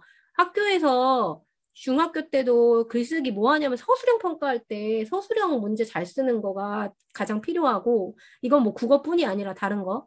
그리고 고등학교 가서도 논술 수업할 때 논술은요 뭐냐면 요약된 제시문을 주면 그걸 요약해서 쓰고 거기다 자기 생각 덧붙이는 거예요. 그래서 아이들한테 가장 필요한 그 능력, 글쓰기 능력은 요약력이거든요. 요약. 문학적인 글쓰기는요, 사실은 좀 타고나는 게 있고, 감상문 쓰는 것도 아이들마다 천차만별인데, 아이들이 글쓰기 할 때 감상문부터 막 쓰게 하니까 나는 능력이 안 되고 힘든데, 이거를 그렇게 쓰려고 자꾸 하다 보니까 그거에 좀 많이 질려하는 친구들이 많아요. 네. 그래서 그런 부분들은 사실은 길게 보면은 그렇게 많이 쓰는 내용들은 아니어서 너무 그렇게 스트레스 안 받으셔도 괜찮다고 생각합니다, 저는. 예. 그리고 요약하는 거에 좀 더 비중을 두시면 좋을 것 같아요. 그리고 논술이라고 하면 개인적으로는 어떻게 쓰든지 자유롭게 한번 쓸 수 있는 그런 장을 마련을 제가 하려고 지금 계획 중이었다가 코로나 걸려가지고 지금 제가 못했거든요. 사실은 저는 이게 너무 하고 싶었는데 아이들 자유롭게 책 읽고 자유롭게 글 쓰고 뭐 이런 것들 한번 해보고 싶어서 제가 하는 수업이니까 제 마음대로 해도 되잖아요. 그래서 저는 그냥 압박받지 말고 니들 마음대로 한번 써보자. 뭐 이런 수업 한번 해보고 싶었어요. 대신에 이런 책들 많이 읽게. 네. 해서 한 번이라도 좀 이렇게 기억할 수 있게 이런 수업이 하고 싶은데 논술이란 틀에 딱 갇히면 왠지 첨삭도 엄청 많이 해줘야 되고 그걸 다시 또 재구성해야 되고 이 틀에 맞게 감상문에 뭐에 딱 맞게 써야 되고 이런 거가 아이들한테 너무 힘들 것 같더라고요. 그리고 온라인으로 수업하는 것도 이제 그 짧은 글들은 가능하고 독서 감상문을 쓰는 방법 이런 특강이면 되지만 논술로 끌고 가기에는 또 제가 고민이 많이 돼서 그런 수업 들 말고 사실은 이런 수업들은 제가 좀 해보려고 지금 계획 중에 있어요. 그래서 좀 컨디션이 좋아지면 아이들하고 한번 같이 자유롭게 한번 해보려고 합니다. 예. 네, 오프라인 수업을 어떻게 할까요? 지금 문제는 저희 전국 수업이라서 어디 가서 이제 오프라인 수업을 해야 될지. 네, 이게 저희 고양시 살거든요. 네, 고양시로 오시면 제가 오프라인 수업 해보도록 할 텐데. 네. 예, 고양시로 오세요. 고양시로. 네. 자, 예, 그래서 그 예, 독서 감상문 수업을 제가 방학 때 했었어요. 예, 방학 때 아이들하고 한 책 읽고 그런 책으로 이제 뭐 한 머리꼭지 쓰고 내용 표현 쓰고 뭐 이런 것들은 했었어요. 그러니까 그건 초등학교 때 이제 정말 그거 하나만 가지고 그러니까 독서를 많이 하는데 목적이 아니라 그거 하나 가지고 파고드는 수업 한 6번 정도 했었거든요. 그러니까 그런 거를 하는 게 좋은데 문제는 독서의 양이 많이 늘지는 않는다. 요거 기억해 두시면 될 것 같고 그다음에 논술 선생님들이 다루시는 책들이 보통 다 이런 책들이다. 그러니까 결과적으로 요 리스트를 잘 가지고 계시면서 아이들한테 이런 책들을 읽게 해주시는 게 도움이 많이 될 것이다. 저는 예, 이렇게 추천을 드리겠습니다. 자, 그 다음에 제가 이제 그래서 이렇게 한번 정리를 해보게 하는 거예요. 글 쓰는 건 어려워해도요. 생각보다 요거 쓰는 거는 그렇게 많이 부담스러워하지 않아요. 그래서 읽고 나서 이렇게 정리하도록. 그래서 제가 예전에 그 중학교 아이가 이 수업도 되게 참 황당했던 기억이 나는 건데 제가 학원에 있는데 고등학생만 가르쳤거든요. 예전에 중학교는 아주 오래전에 가르쳐서 거의 중학생 애들 안 가르쳤는데 학원에서 원장님이 뭐 VVIP 고객님이셨나 봐요. 어머님이신 것 같아요. 저한테 중학교 애가 그때 그 전교권에 있는 아이였나 봐요. 근데 국어가 잘 안 나온다고 얘를 주말에 몇 번만 봐달라. 라고 저한테 얘기를 하신 거예요. 중학교 거, 근데 중학교 거가 제가 그냥 거의 다 아는 작품들이 많으니까 이제 할까 말까 하다가 이제 뭐 부탁을 하셔서 했었어요. 근데 얘가 그래도 좀 공부를 하던 친구라서 제가 이거를 그러면 시험 범위 내에 있는 걸 하나하나 다 설명을 할 수가 없잖아요. 그럼 언제 하고 있어요? 시험은 코앞인데. 그래서 그냥 제가 예전에 이렇게 했었어요. 너 배운 것 중에 작품들에서 하나하나 작품마다 기억난 내용 한번 써봐. 이렇게 했어요. 기억나는 내용 그냥 백지에다가 나그네라는 시인데 이 나그네라는 시를 1번은 자기가 기억나는 걸 쓴 거예요. 기억나는 걸 백지에다. 이거 메타인지 백지복습법이라고 하는 거 많이 한 건데 이게 제가 2015년에 아이들 이제 많이 썼던 거거든요. 그래서 첫 번째는 백지로 이렇게 쓴 거예요. 근데 얘 꽤 많이 쓰죠. 자기가 모르고 책 덮어놓고 기억나는 대로 쓴 거예요. 네. 그 다음에 그 옆에는요, 뭘 쓴 거냐면 이제 그 다음에 기억나는 건요, 사실 얘 머릿속에 다 기억이 나는 거거든요. 기억나는 거 빼고 나머지를 자습서를 보고 한번 정리를 해보자 하면서 저랑 이제 수업하면서 정리를 한번 한 거예요. 스스로 이제 자습서도 보고 저랑도 하고 옆에 내용이 훨씬 더 풍부해진 건 아이가 이제 그 기억나는 거 빼고 나머지들을 더 추가적으로 정리를 했기 때문에 이렇게 했어요.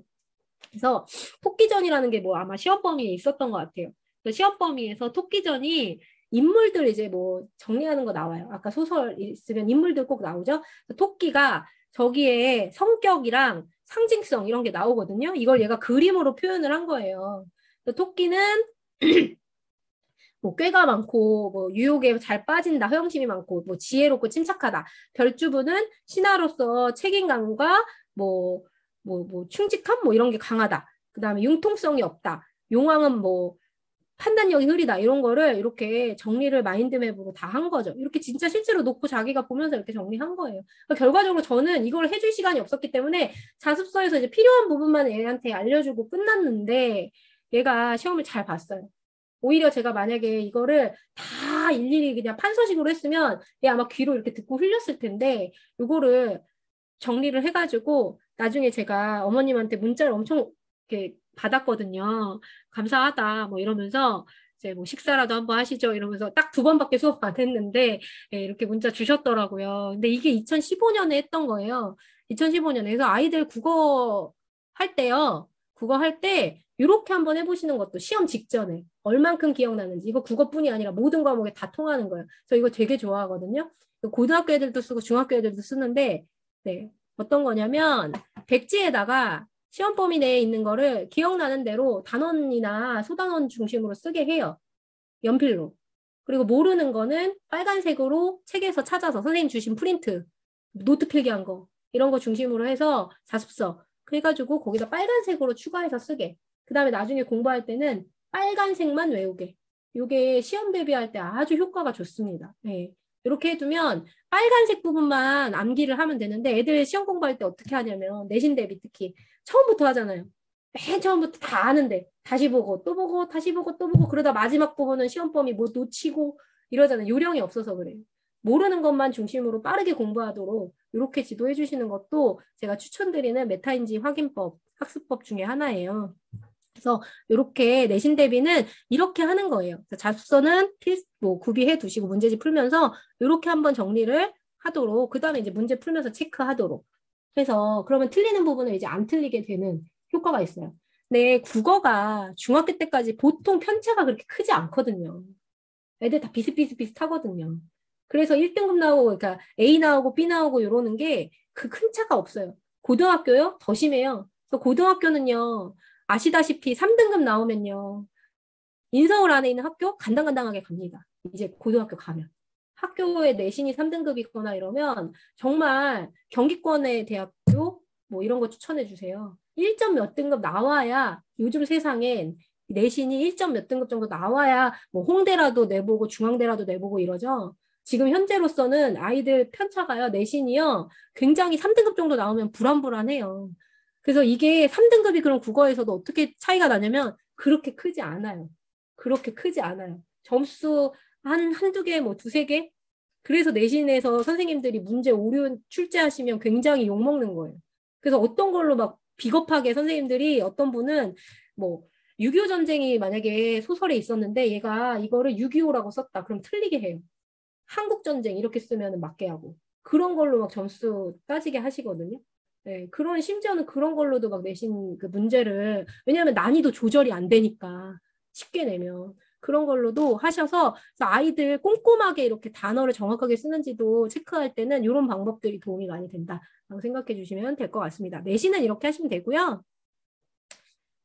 자, 그래서 내신은 이렇게 준비하시고 그 다음에 이제 수능을 앞두고 이제 어떻게 해야 되냐. 아까 고전이 굉장히 비중이 높아진다라고 말씀을 드렸는데 이 고전은 그럼 어떻게 대비를 하면 되는가? 저는요, 제가 이제 큰애한테 한 2, 3학년쯤에 뭐를 읽게 했냐면 이 고전 소설을 읽게 했었어요. 초등학교 수준 정도로 써져 있는, 그러니까 원문이 써져 있는 게 아니라 고등학교에 나오는 초등학교 수준으로 써져 있는 전집이 있어요. 저는 이제 이거를 어디서 샀냐면 이거가 지금 안 팔 거고 중고로 샀어요. 개똥이네에서 샀어요. 개똥이네에서 아이한테 보여주려고 요거를 보다가 요거 춘향전, 뭐 장화홍련전, 금방울전 해가지고 쭉 나와 있는 거 굉장히 많거든요. 요거를 제가 3학년 때 아이한테 읽게 했었어요. 큰애를 읽게 했었는데 애가 재밌게 읽더라고요. 네, 그래서 이걸 왜 읽게 했냐? 제가 이게 깨달음을 얻은 게 예전에 저 비문학 강의에서도 말씀을 드렸는데 저희 그 사촌 언니 아들내미 딸내미가 이제 저한테 예전에 강의할 때 수능을 이제 대비를 하는데 고3 때 주말마다 저한테 들으러 왔었거든요. 의정부에 살았는데 의정부에서 저희 집까지 지하철 타고 맨날 집에 와서 이제 수업을 들었어요. 근데 애가 그때 5등급이었어요. 내신도 5등급, 국어, 영어 뭐 이런 거 다. 그래서 수능도 5등급, 모의고사가 5등급 이렇게 나오던 애인데 애가 그 남자애였는데 여자애는 아니었고 남자애가 그랬는데 그 친구가 이제 뭔가 처음엔 잘 성적이 안 나오다가 막판에 한 9월쯤에 되는데 제가 이제 뭐 그런 건 알려줬겠죠. 비문학 이렇게 계속 요약 정리하고 뭐 어휘 찾고 이런 걸 이제 하는데 막판부터 조금씩 성적이 나오기 시작해서 결국에 수능에서 한 개 틀려가지고 1등급을 받았어요. 근데 이제 그거의 가장 큰 핵심이 뭐였나를 봤는데 얘가 어렸을 때 이 심심해서 집에서 요런 고전 소설류를 엄청 본 거예요, 집에서. 그래서 뭐를 했냐면 문학 작품을 아니까 문학 작품이 아는 게 다 거의 나온 거예요. 특히 고전도 이런 게. 그러니까 얘가 요거를 어떻게 풀었냐면 가볍게 읽고 그냥 시간을 거기서 확 세이브를 한 거죠. 시간이 세이브가 돼서 그 세이브된 시간을 비문학에다가 투자를 해서 쓴 거예요. 비문학 꼼꼼히 읽고 문학은 뭐 이렇게 많이 열심히 안 읽었는데 생각보다 아는 내용이 나오니까 쉽게 읽어지고 이런 걸로 그래서 너 어렸을 때 이거를 읽었냐? 그랬더니 엄마 아빠한테 교원 이런 거 하셔가지고 전집이 교원 전집이 엄청 많았나 봐요. 그래서 그거를 봤다고 얘기를 하더라고요. 그래서 저는요 초등학교 때 이거 읽게 해주시는 거 추천을 드려요. 네. 문학 특히 고전 시는 못 봐요. 애들이 시는 못 보는데 고전 소설은 볼 수 있어요. 그래서 고전 소설류를 어렸을 때 읽을 수 있도록. 근데 이걸 하나하나 도서관 가서 빌리시면 너무 힘들거든요. 그래서 전집류 중고에서 하나 구입하셔가지고 아이들 일주일에 한 권이라도 요거는 왜 안 읽고 싫다라고 하는데 그래도 필독으로 읽어야 되는 부분들은 있어요. 그래서 뭐 자기가 읽고 싶은 책은 읽고 요것도 하나 읽어라. 이렇게 한번 지도를 해주시는 걸 거기 있는 전집 다 읽으면요 애지간한 건 다 배운 거라고 생각하시면 돼요. 네, 애지간한 거는. 그리고 그걸 읽다 보면 뭐가 느냐면 이제 안 읽은 것도 읽어져요. 제일 중요한 건 이거예요. 이 어투나 말투나 이런 것들이 어느 날 보다 보면 그리 하였소 뭐 이런 투에 이제 익숙해진 거예요. 그러니까 자기가 요거를 떠올리면서 읽을 수 있어요. 모르는 것도. 정말 그래요. 그래서 그런 것들이 익숙하지 않으니까 애들이 낯설거든요. 제가 시험지를 한번 보여드리면 수능에서 이번에 나온 건데 자 수능에서는 요게 나왔어요. 고전 소설로 박태보전이 아까 나왔다고 했죠. 요 말투 좀 보세요. 이렇게 나왔다니까요. 이때 태보 걸 밖으로 나오니 그제야 정신없어 기절하거늘 좌우 제신이며 일가 제족이 구하나여 겨우 인사드려 좌우를 돌아보며 왈 이 몸이 명제 경각이라 어찌 살기를 바라리오 군등은 태보가 죽거든 죽기로서 가나요 왕비를 내치지 못하게 하옵소서 이런 말투가 있잖아요. 이런 말투 고전 말투 사극 말투. 예. 근데 이거를 읽을 때 애들이 이게 상상이 안 되는 거죠. 말투에서도 어색하고 안 읽어본 아이들은. 예. 그래서 이게 복병인 게 얘가 문제는 되게 쉬운데 이게 안 읽어져서요. 이 지문만 8분, 10분을 쓰는 애들이 많아요. 고3이 돼도. 여기서 이제 애들이 읽으면서 아 어려워 이거 무슨 소리야 이러거든요. 근데 나오는 게 똑같이 나와요. 명제경각이다 이런 거 몰라요. 모르는 친구들 많아요. 목숨이 예, 죽을 때가 다다랐다 뭐 이런 의미잖아요. 예, 이런 거 아이들 어휘가 근데 이런 거 고전 소설에선 계속 등장을 하거든요. 그러니까 이런 거에 스며들 익숙하게 하는 거 요게 중요합니다. 근데 요거를 고3 때 모른다고 어떻게 하느냐 그때부터 책 읽기 시작을 하면 안 된다는 거죠. 그땐 책 읽을 시간이 없거든요. 예. 그래서 이제 모의고사에서 푸는 거 정도로 정리하고 끝나게 되는 거예요. 예. 근데 그게 이제 차이가 뭐냐? 일찍부터 이런 거에 익숙해지고 내용을 아는 친구들은 얘가 술술술 익혀가지고 시간이 주는데 얘는 이 시간을 그만큼 2배로 투자를 해야 되니까 그만큼 문제 푸는데 시간을 많이 쓰고 그러니까 결국에는 이게 성적의 차이에도 영향을 끼치게 되는 거죠. 네. 그래서 제일 읽기 어려우니까 이걸 어렸을 때부터 번역본으로 되어 있는 거를 읽게 해주시라 이런 거예요. 그래서 아까 책이요, 이제 고전 책 말씀드렸는데 이 고전 이게 고학년 수준이 돼요. 저학년, 고학년 가리지 않고 보셔도 돼요. 그래서 책에 있는 내용들은 이제 읽을 수 있는 이게 저학년 친구들 중에 글밥 많은 거 좀 어려워하는 친구들은 좀 힘들겠지만 3, 4학년쯤 되면 이 정도 두께는 읽을 수 있을 거라고 생각을 해요. 그리고 또 하나 중요한 점이 뭐냐. 역사 많이 하잖아요, 역사. 근데 결국에 제가 이제 국어를 가르쳤지만 역사를 할 수 있는 건 국어가 결국에 역사랑 연계가 문학이 연계가 안 될 수가 없어요. 예. 문학 작품도 다 시대 순으로 이렇게 분류가 되어 있고 문학 작품 안에 다 시대가 들어가 있고 역사가 들어가 있고 그래서 보통 역사 좋아하는 친구들이 또 문학도 잘하는 편이에요. 보면. 왜냐하면 시를 배워도 그 시에 역사가 들어있고 그러니까 이해가 잘 되고 선생님 설명하면 뭔 소리인지 알아듣고 수양대군 얘기하면 척하니 알아듣고 뭐 이런 것들인 거죠. 생육신, 사육신 얘기하면 무슨 소리인지 알아듣고 이렇게 돼요. 그래서 고전소설은 초등부터 스토리를 알 수 있게 제가 적어도 이 스토리 뭔지 안다. 이 정도로 기억할 수 있게. 그 다음에 고사성어들을 좀 필수 어휘로 어렸을 때 좀 많이 익히게 해주시면 좋은데 고사성어랑 사자성어가 좀 다른 게 고사성어 여기 이제 제가 이따가 보여드릴 텐데 고사성어 필수 어휘는 조금 이따 보여드릴게요. 그래서 이런 게 얼마나 낯설겠어요.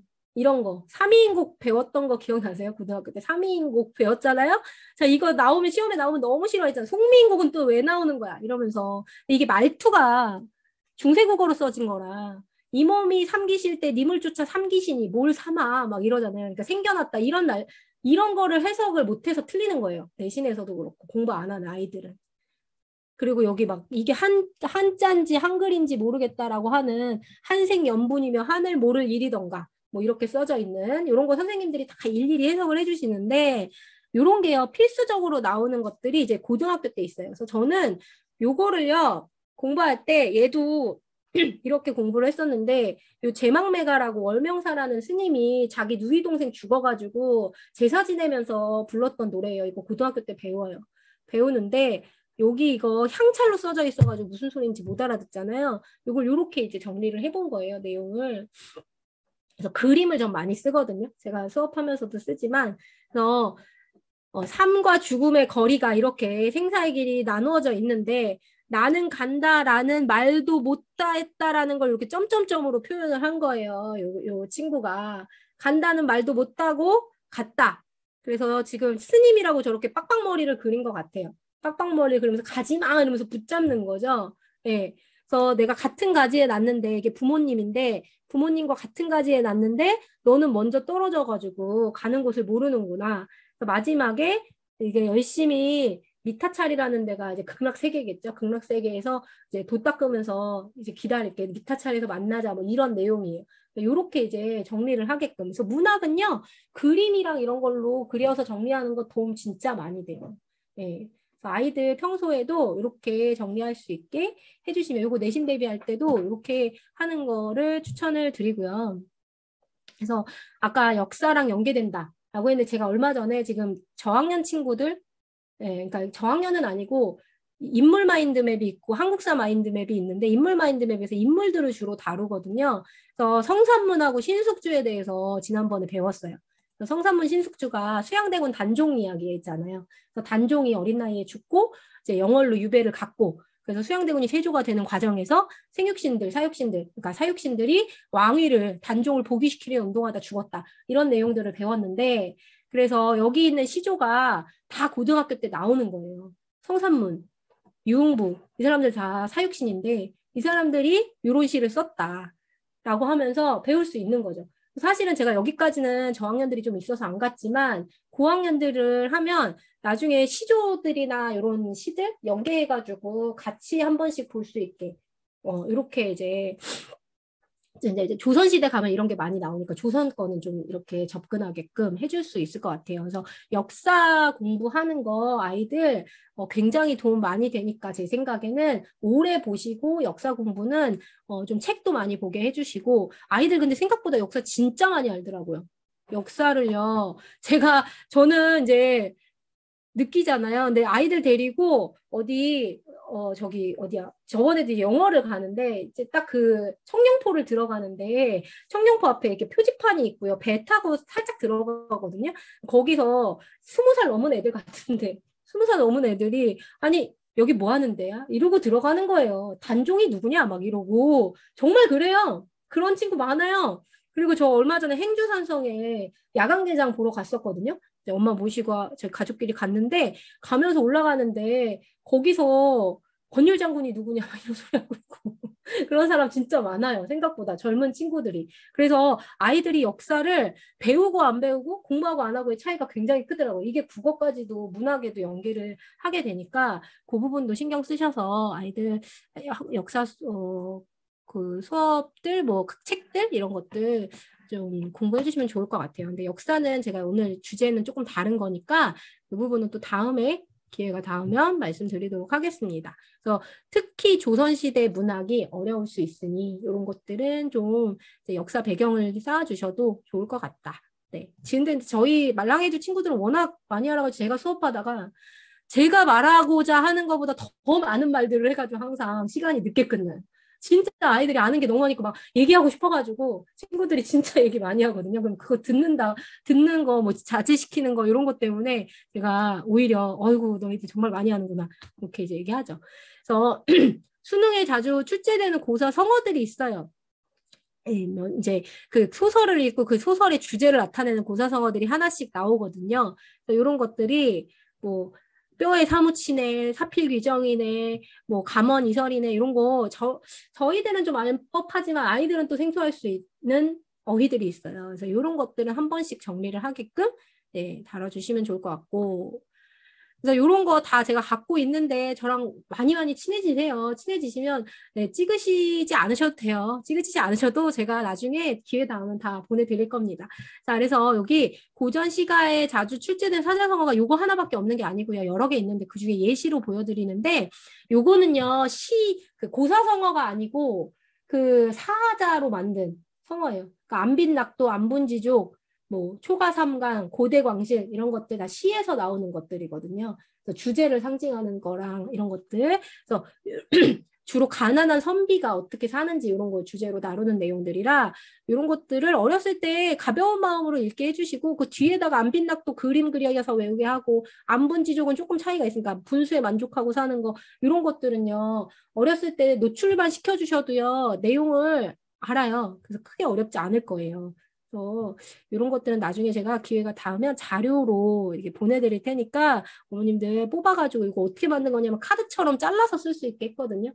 네. 저는 이제 수업할 때는 좀 두꺼운 종이에다 프린트를 하는데 A4 용지 같은 데다가 프린트 하셔가지고 뒷장에는 그림 그리고 앞에는 보고 이렇게 카드처럼 넘겨서 쓸 수 있게 네, 이렇게 이제 한번 해보세요. 그러면 요거는 이제 고등학교 때 진짜 도움 많이 돼요. 요거는 그리고 앞에 있는 것도 요거 근데 제가 방학 때 수업을 했었잖아요. 941생 이런 거 아이들하고 마인드맵 수업하고 고사성어 수업할 때 그림 그려가면서 했었어요. 그래서 제가 방학 때 이게 일주일에 한 번인가 두 번인가 이렇게 수업을 했었는데 일주일에 한 번인가 수업을 했었는데 이게 짧잖아요. 생각보다 네 번 정도 수업을 했었는데 그래서 매일매일 아침에 1시간 아니고 한 30분만 매일 하나씩 하면은 한 달이면 30개 하겠다. 이런 생각이 들더라고요. 그래가지고 이렇게 외우게 해도 좋겠다. 그걸 지금 좀 생각을 그때 했었어요. 방학 때. 그래서 겨울방학 때 아침에 30분 고사성어 외우기 뭐 이런 거. 그래서 요거에 관련된 시들도 같이 보고 뭐 이렇게 하면 좋겠다. 짧게 짧게 부담 없이 아니면 저녁 때라도 짧게 짧게 해야겠다. 이렇게 지금 생각하고 있답니다. 네. 그래서 이렇게 보시면 되고 요게 아까 그 고사 시에서 고전 시가에서 나오는 단어들인데요. 보세요. 이게 중세국어로 써져 있어가지고 무슨 소리인지 잘 못 알아듣는 이런 단어들이에요. 가을 이걸 가잘 이렇게 써놓고 날인물이 시냇물이고 바라 이러면 바다 이런 걸 해석을 해야 되거든요. 그러니까 이게 중학교 때는 안 나와요.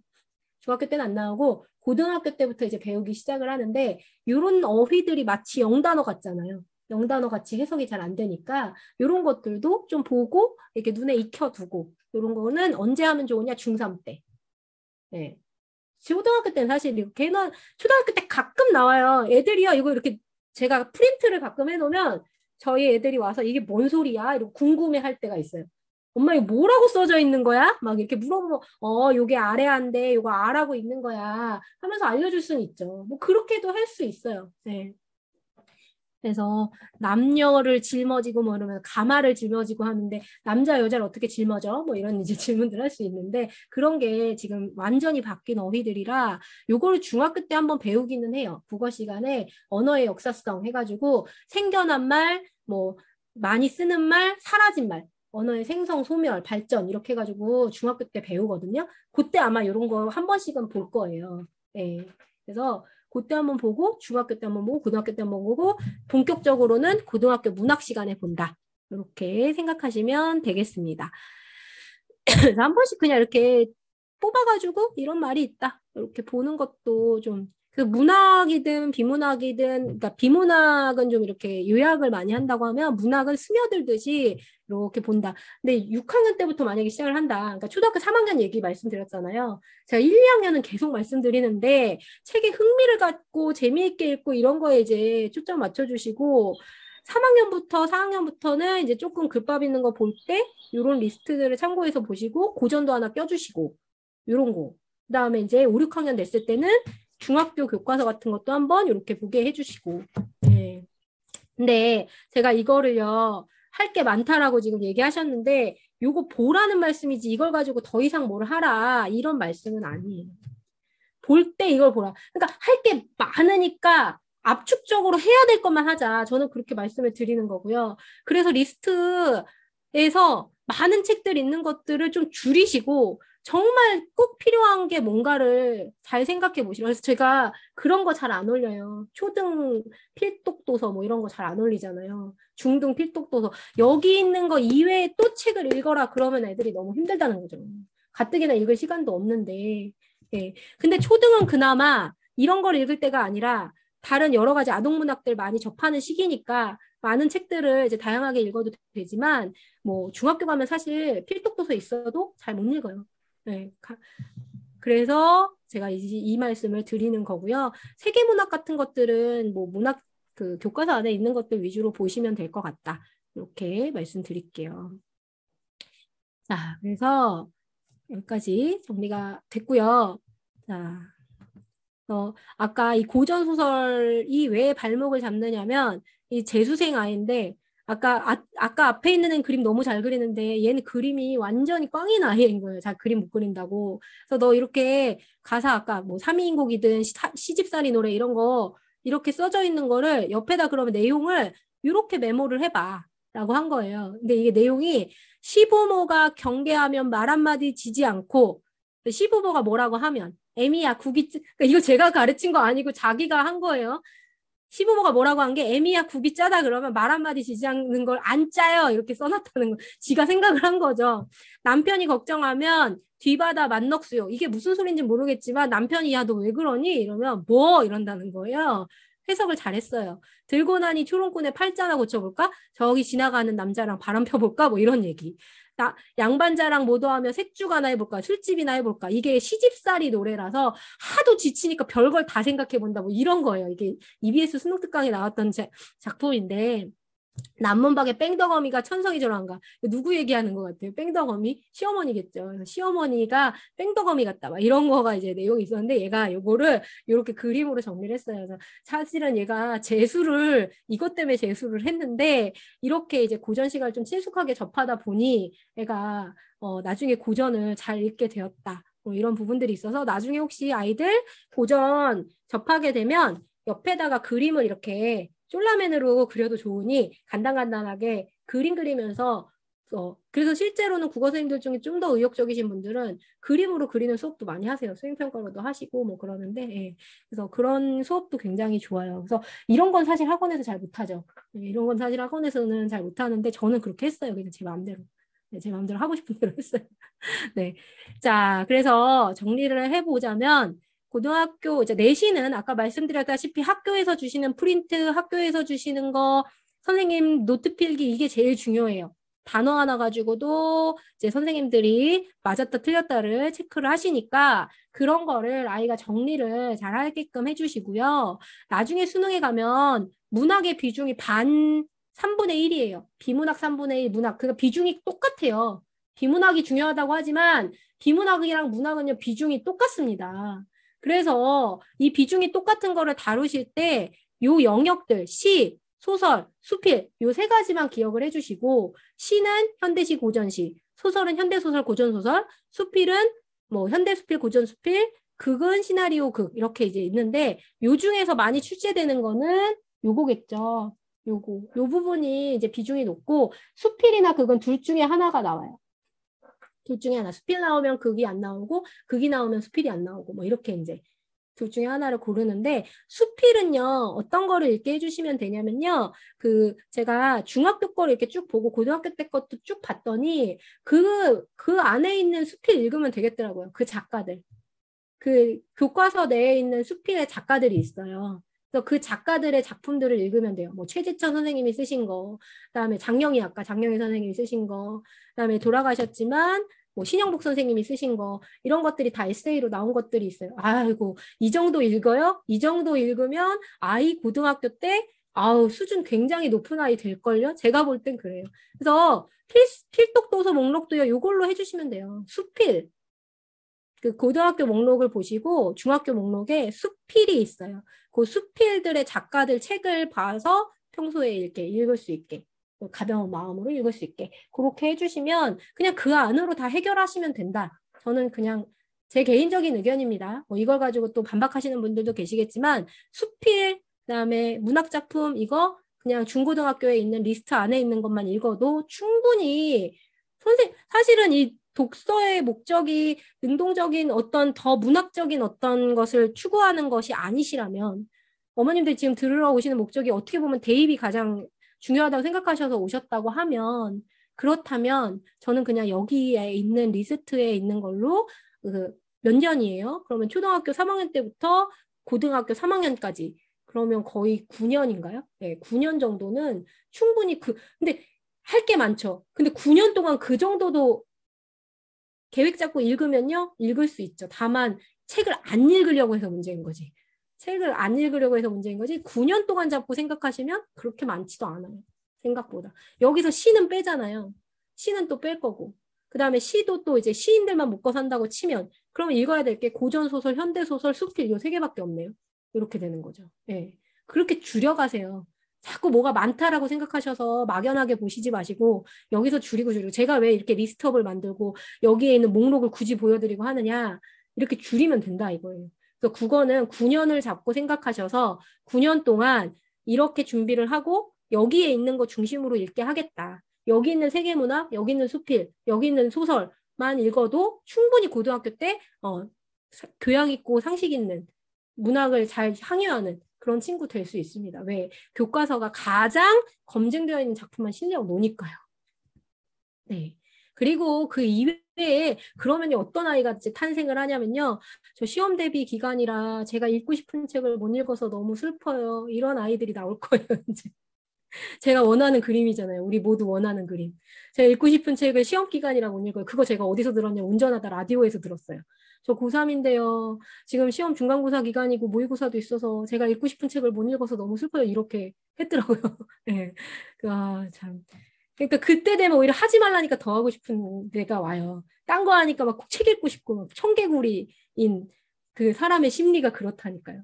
그래서 이렇게 해주시면 될 것 같고요. 자, 그래서 네, 리스트업이요. 있어요. 다 있습니다. 네. 그래서 그걸 누가 공유를 잘 하느냐가 문제인 건데, 그리고 그거를 좀 성의 없게 리스트업을 만드는 경우들이 있잖아요. 중요한 거는 장르인데, 장르나 그 이제 그 작가나 이런 거 있잖아요. 그런 중심으로 이제 리스트업 해주면 되게 좋아요. 저는 그렇게 리스트업 하는 거 좋아해요. 그래서 예전에 수능에 기출 나왔던 거 뭐 이런 거 리스트업해서 보내드리기도 하고 했는데, 그 정도만 읽어도 돼요. 근데 이제 이게 복병이 뭐냐면 옛날 말로 써져 있으니까 조금 재미가 없다. 조금 재미가 없다. 그래서 손이 막 직접 가서 막 이렇게 보지 않는다. 그러니까 직접 가서 보지 않으니까 이렇게 해야죠. 이렇게 주는 거죠. 그래도 안 되면 학원 가는 거죠. 네. 학원 가서 보게 하게 억지로. 논술도 사실 그런 의미일 수도 있는 거고. 네. 그래서 말랑 에듀가 오랫동안 잘 지속이 돼서 아이들이 이제 초등학생이지만 중고등학교 때도 이런 거 같이 향유하면서 즐겁게 한번 문학 해봤으면 좋겠다. 이게 제 소망이거든요. 그래서 졸업했을 때, 아, 백석이 누군데 어떤 삶을 살았고, 뭐 이런 거 좀 얘기 좀 같이 해보고 좀 뭐랄까, 고급화된 대화를 나눌 수 있는, 너 나랑 이제 같이, 오랫동안 함께하면 적어도 나랑 수준 높은 대화 좀 해볼 수 있는 그런 아이들 만드는 게 제 꿈이에요, 사실. 예. 뭐, 백석에 대해서 논하고, 뭐, 윤동주에 대해서 논하고, 뭐, 이런 것들. 근데 이게 또 문제가 하나가 있는데 이렇게 공부해가지고 문학 굉장히 좋아하는 아이들이 있으면요. 그 아이는요. 자만감에 빠져가지고 고3 때 이것이 또 자기가 다 안다라고 생각해서 문제 풀 때 그렇게 실수를 해요. 그래서 제가 예전에 가르쳤던 애 중에 아주 그냥 그 꿈이 그 국문과 가는 거예요. 그러니까 워낙 공부 이제 국어 좋아했던 애인데 얘가 항상 모의고사 풀 때 문제를 잘 안 보는 거예요. 그러니까 지문을 꼼꼼히 잘 안 보는 거죠. 소설 같은 거. 그래가지고 실수해서 많이 틀리고. 그러니까 애들이 싫어하는 거예요. 잘난 척 한다고. 그래서 너 얼마나 수능 잘 보는지 보자. 그 옆에 있는 애들이 아주 벼르고 벼르더라고요. 근데 실제로는 걔가 좀 실수를 해가지고 원하는 것보다 좀 낮게 나오긴 했어요. 네, 그런 부분들이 있어서 그런 것까지도 대비를 하는 건 사실 고3 때 할 일이고요. 네, 그거 구덕이 무서워서 장 못 담그지 않잖아요. 그래서 네, 지금은 그런 거 신경 쓸 때가 전혀 아니다.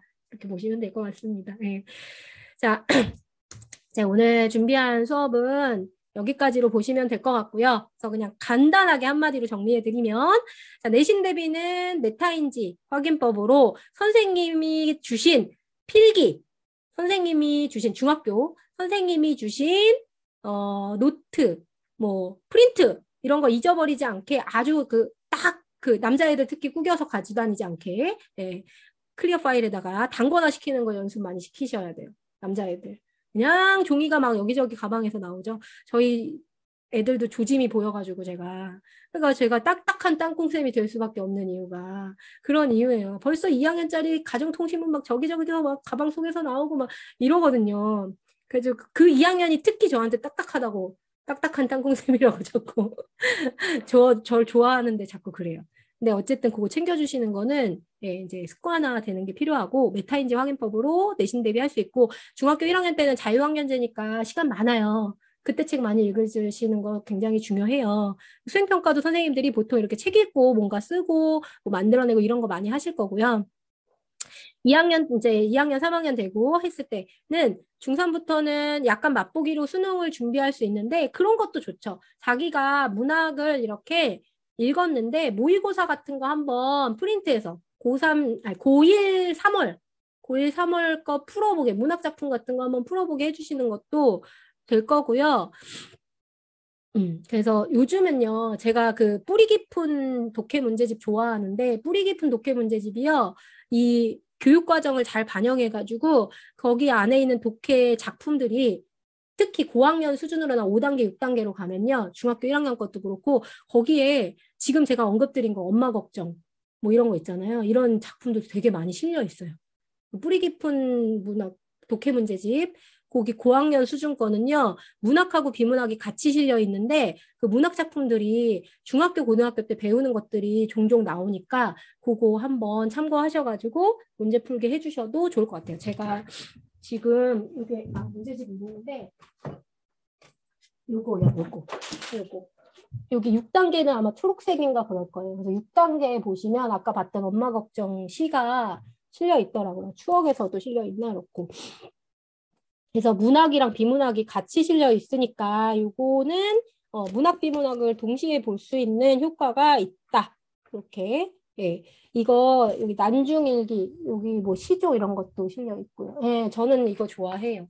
예, 저는 이 문제집 좋아해서 요게 딱 초등학교가 읽기에도 부담이 없고 예, 문제 푸는 것도 도움이 되고 예. 문제 풀 때 엄청 꼼꼼하게 볼 수가 없어요. 모르는 작품이 나오면 뭐 꼼꼼하게 어떻게 하겠어요. 근데 나중에 그러니까 이제 읽은 작품들 중에 시인이나 시가 있으면 그거 한 번씩 시인들 찾아보고 이런 거 해보시게 하면 되죠. 그리고 이제 뭐 작가들 나오면 그 작가들 한 번씩 다른 책도 찾아보게 하고 그렇게 하면서 리스트업에다 체크해 주세요. 읽었네 이러면서 체크하면 거기 있는 거 다 좋고요. 근데 3학년 거에는 사실은 뭐 이게 문제집은 다 저학년부터 나오잖아요. 근데 이게 문제집 제가 볼 때 한 4, 5, 6학년 정도 되는 이 뿌리 깊은을 기준으로 보면 여기 있는 문제집 4, 5, 6학년 정도 되면은 은근히 이제 그 교과서에 실린 중학교에도 실린 그런 작품들이 꽤 많이 나오더라고요. 네, 그래서 네, 이것도 추천을 드리도록 할게요.